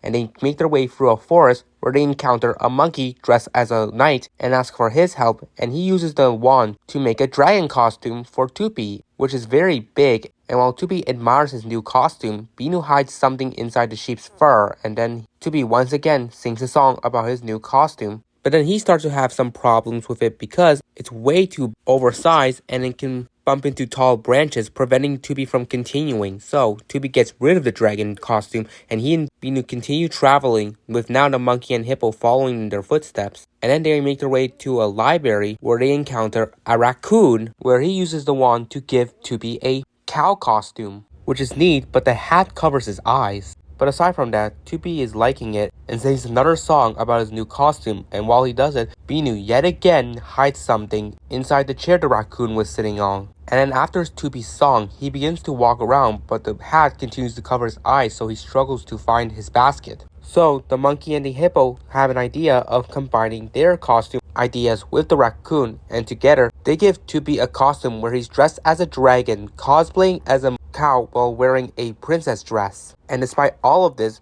Binoo disapproves of it and uses his wand to give Toopy a costume, and it's a bunny costume just like the one that he's wearing. And Toopy has no issues of it and approves it. So he and Binoo return back to their home through the mirror, and then he and Binoo go outside to start trick-or-treating, and it turns out outside is broad daylight, and Binoo finally explains to him that he's dressed as a bunny for Easter, not Halloween, which Toopy finally realized when it's like, Toopy, Halloween and Easter are not even that close on the days. They're radically far apart because Halloween is in the fall while Easter is in the spring. So I don't know how you got this so confused. And after Toopy discovers about Easter, he and Binoo hear the characters through the mirror finding the Easter eggs Binoo hid, where the hippo finds the one in the carriage, the monkey finds it in the sheep, and the raccoon finds it in his chair. And then Toopy finds one behind the cushion, like we saw earlier. So that completely contextualizes what Binoo was doing. And then Toopy and Binoo go Easter hunting, and that's it. And just like Binoo's Tall Tale, this one I never saw at all until the rewatch. And I do think there are some reasons why I never got to watch this on TV, because this movie is Easter themed, which would mean it would relegate towards airing during the Easter holidays. And during the Easter time, I probably missed it while it was airing. So I do understand why I never got to watch it through the context of its theme. But as a movie itself, it was okay. It just mostly focused on finding Toopy a good costume, with the help of some characters who are actually pretty riveting. But aside from that, this is the only other mini-movie that I don't have much connection to. So now with this one out of the way, let's finally get to the last mini-movie. And this last one is called The Big Bad Christmas, where Toopy and Binoo are celebrating Christmas, opening each other's presents. Toopy's present from Binoo is a Christmas book, while Binoo's present from Toopy is a Christmas story. So he gets Toopy to read him the story, and the plot focuses on 3 pigs who are giving out Christmas presents to everyone in town, and they're left with one more that they need to give, none other than the wolf. So when they try to give the wolf the present, he turns out to be a big bad wolf who does not like Christmas and rejects it. Which this part of the story really discourages Binoo, since he is very optimistic and would prefer to see a better outcome. So Toopy and Binoo decide that they're gonna try and make the wolf adore Christmas again. So they jump into this book where they approach the wolf's front door and knock on it. And while Toopy is waiting, the 3 pigs pull away Binoo for a second to give him the wolf's present to deliver. And then afterwards, the wolf answers the door and is greeted by Toopy, who tries to wish him a happy Christmas, but the wolf is not very into the spirit since he dislikes the holiday. But Toopy just makes his way into his home, and Binoo tries to sneak in too, but because he's holding the Christmas present, the wolf forbids his entry and shuts him out. And we see the 3 pigs and Binoo try many ways to deliver the wolf's present, but every time he sees it, he would just chuck it out of his house. Then while Toopy is inside, he admires the wolf's house where he has a lot of picture frames of stockings, which the wolf has knitted, but in his perspective, he names them socks, which this is a funny debate between naming them stockings or socks. Anyways, Toopy tries to read a Christmas book to the wolf, who is not very interested, but Toopy grabs him and drags him into the book, where inside they are surrounded by a myriad of Christmas items such as ornaments, toys, trees, and even presents. And as he and Toopy are journeying through this land of Christmas stuff, it does seem to enlighten his spirit a bit as we see him express a bit of joy, but despite all that, he still continues to express his disliking of Christmas even after the amount of enjoyment he had exploring the Christmas world. And while the wolf and Toopy are enjoying themselves in the Christmas book, the 3 pigs and Binoo sit outside to concept another idea, and they decide to open the wolf's present to show what it really is, which is a storybook about him where it depicts of the wolf when he was younger, and he used to enjoy Christmas along with his other siblings, which he had like dozens of. And for their tradition, they always had Santa put their presents inside stockings they hung on the chimney frame, and for Big Bad Wolf, the nail for his stocking was very loose, and on the night that Santa put the presents in the stockings, his present was too heavy for the loose nail to support, and it came off and the stocking fell behind a pile of logs. And afterwards, the next morning, everyone but the Big Bad Wolf got a present. And with him thinking that Santa forgot about him, from that day he would dislike Christmas ever since. But here, there's a lot of holes in this story. First off, when it comes to the stocking, it makes me wonder how long it was there before it was found. And 2, when it was found, it was never returned to the Big Bad Wolf himself, which adds more insult to the wound. And it makes me wonder to whoever even discovered it, like one of his family members, why didn't it cross his mind that the stocking belonged to the wolf that did not receive it? And also, it makes me wonder, how does the wolf himself not know about this, since it seems like everyone else knows the story why he hates Christmas, except himself? So clearly someone did discover it behind the logs, but yet never told the wolf himself about it, which makes things more ridiculous. Well, I can see why they didn't, because they wanted to surprise him, but still, they're doing so when he's already having a huge distaste towards Christmas, so it's very unlikely that he would even approve of a surprise Christmas present, as we see here. So yeah, there's a lot of flaws and inconsistencies with this situation that leads to a lot of theories on what happened. But anyways, knowing the context of why the wolf dislikes Christmas, they have the idea of using one of the wolf's knitted stockings to hide the book inside. So they do that and leave the stocking on his front door. Meanwhile, back in the Christmas book, Toopy and the wolf are entertaining themselves, even riding on a toy car that rolls around on a loop ramp.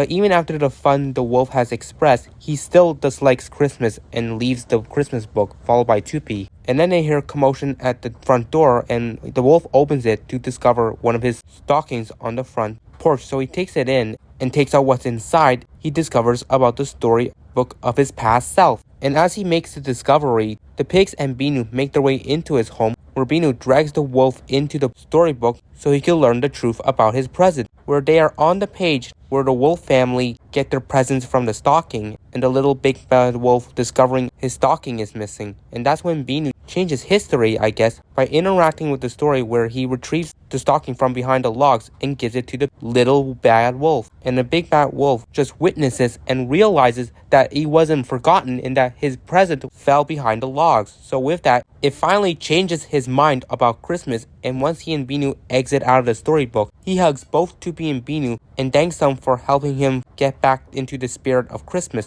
where now he no longer wants to be dubbed the Big Bad Wolf and would just prefer to be called Wolf. So after all of this, Toopy and Binoo exit out of the book, where Toopy reads the last remaining pages of the story, where now that they've helped change the narrative of it, it gives a more happier ending where the wolf and pigs are now enjoying Christmas together, and that's where it ends that story. Afterwards, Toopy and Binoo get a knock at their front door, and they're greeted by the same 3 pigs, who give Toopy a present. And once he opens it, it's the Christmas book that Binoo gave him. Because if we did pay attention, Toopy did leave the Christmas book behind in the story, so the pigs decided to return it to him as a way to thank him. Plus, that book is really good since it was kind of the foundation of enlightening the wolf's spirit. And afterwards, Toopy and Binoo continue celebrating their Christmas together. And that finally ends off the last mini-movie.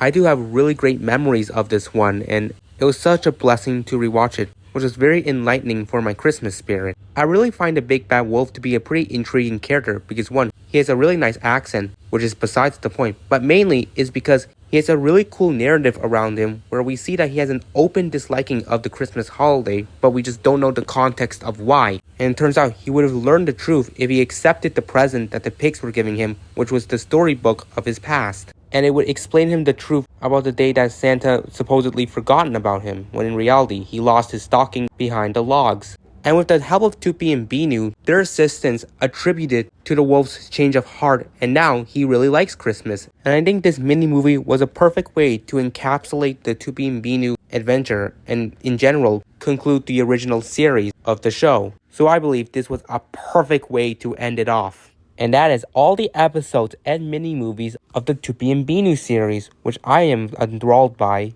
But I'm not done here just yet, since there's still a lot of media that I have to mention. And obviously, I did acknowledge that I'm going to briefly talk about the shorts at the end here. So first, we have Captain U, which as you saw in the review, it builds off the success of the episode Strange New World, where in these shorts, Toopy and Binoo are flying through space and come across planets shaped as items to make their discovery on it. And these shorts pushes more so for the educational aspect, as they teach to the viewers the importance of the items that Toopy and Binoo find. Like for example, one of the shorts was about a sock, where it teaches you the benefits of it, where it keeps your foot warm. And also because this is the only short that I actually remember. So this series of shorts was pretty good. And then for the next one, it is called Fabulous You, where same thing, it builds off the success of a Toopy and Binoo episode, this time the Super Toopy episode, where it focuses on Toopy and Binoo as superheroes to come to aid others who are feeling bored and want to play a game. So they help these characters find a game to play with,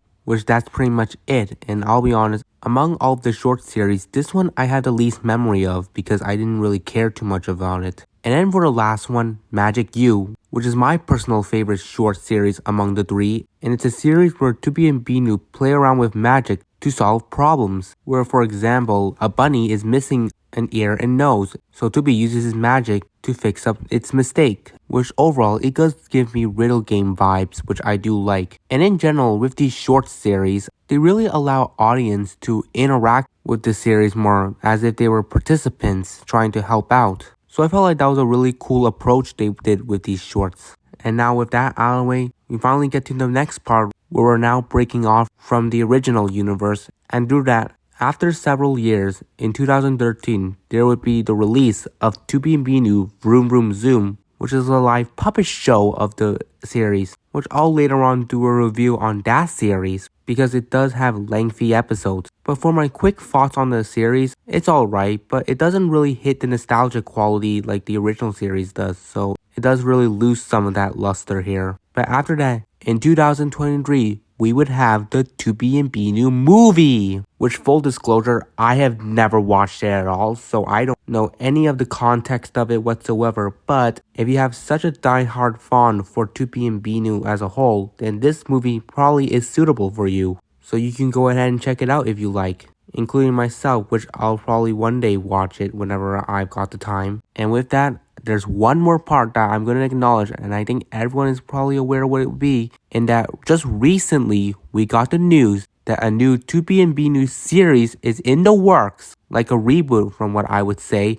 and it is going to be released in the spring of 2026. And I'm definitely stoked for it. Although I never watched the movie, I think I'm more interested in the series, especially seeing that it is finally in the works again, which will be released 21 years after its original. So we'll see if it's going to be good or bad. And now that I've briefly covered all the extra media outside of the main series, that is my review on Toopy and Binoo, an endearing Canadian cartoon show that was made 20 years ago, which, once again, I'll say it, it's such a surreal milestone to celebrate. And I'm definitely hoping that the makers of this show are enjoying this celebration as well, because they produced a landmark cartoon for our childhoods. So this is kind of like a way to honor their contribution to develop this amazing TV product. And it was such a pleasure to rewatch this series for not only the sake of the anniversary, but also to relive the experience of my enjoyment from it, which is also factored by nostalgia as well. So that is it for my review right there, and I thank everyone for watching me cover on every episode and mini movie of Toopy and Binoo, and I'll see you all next time. Thanks for tuning in.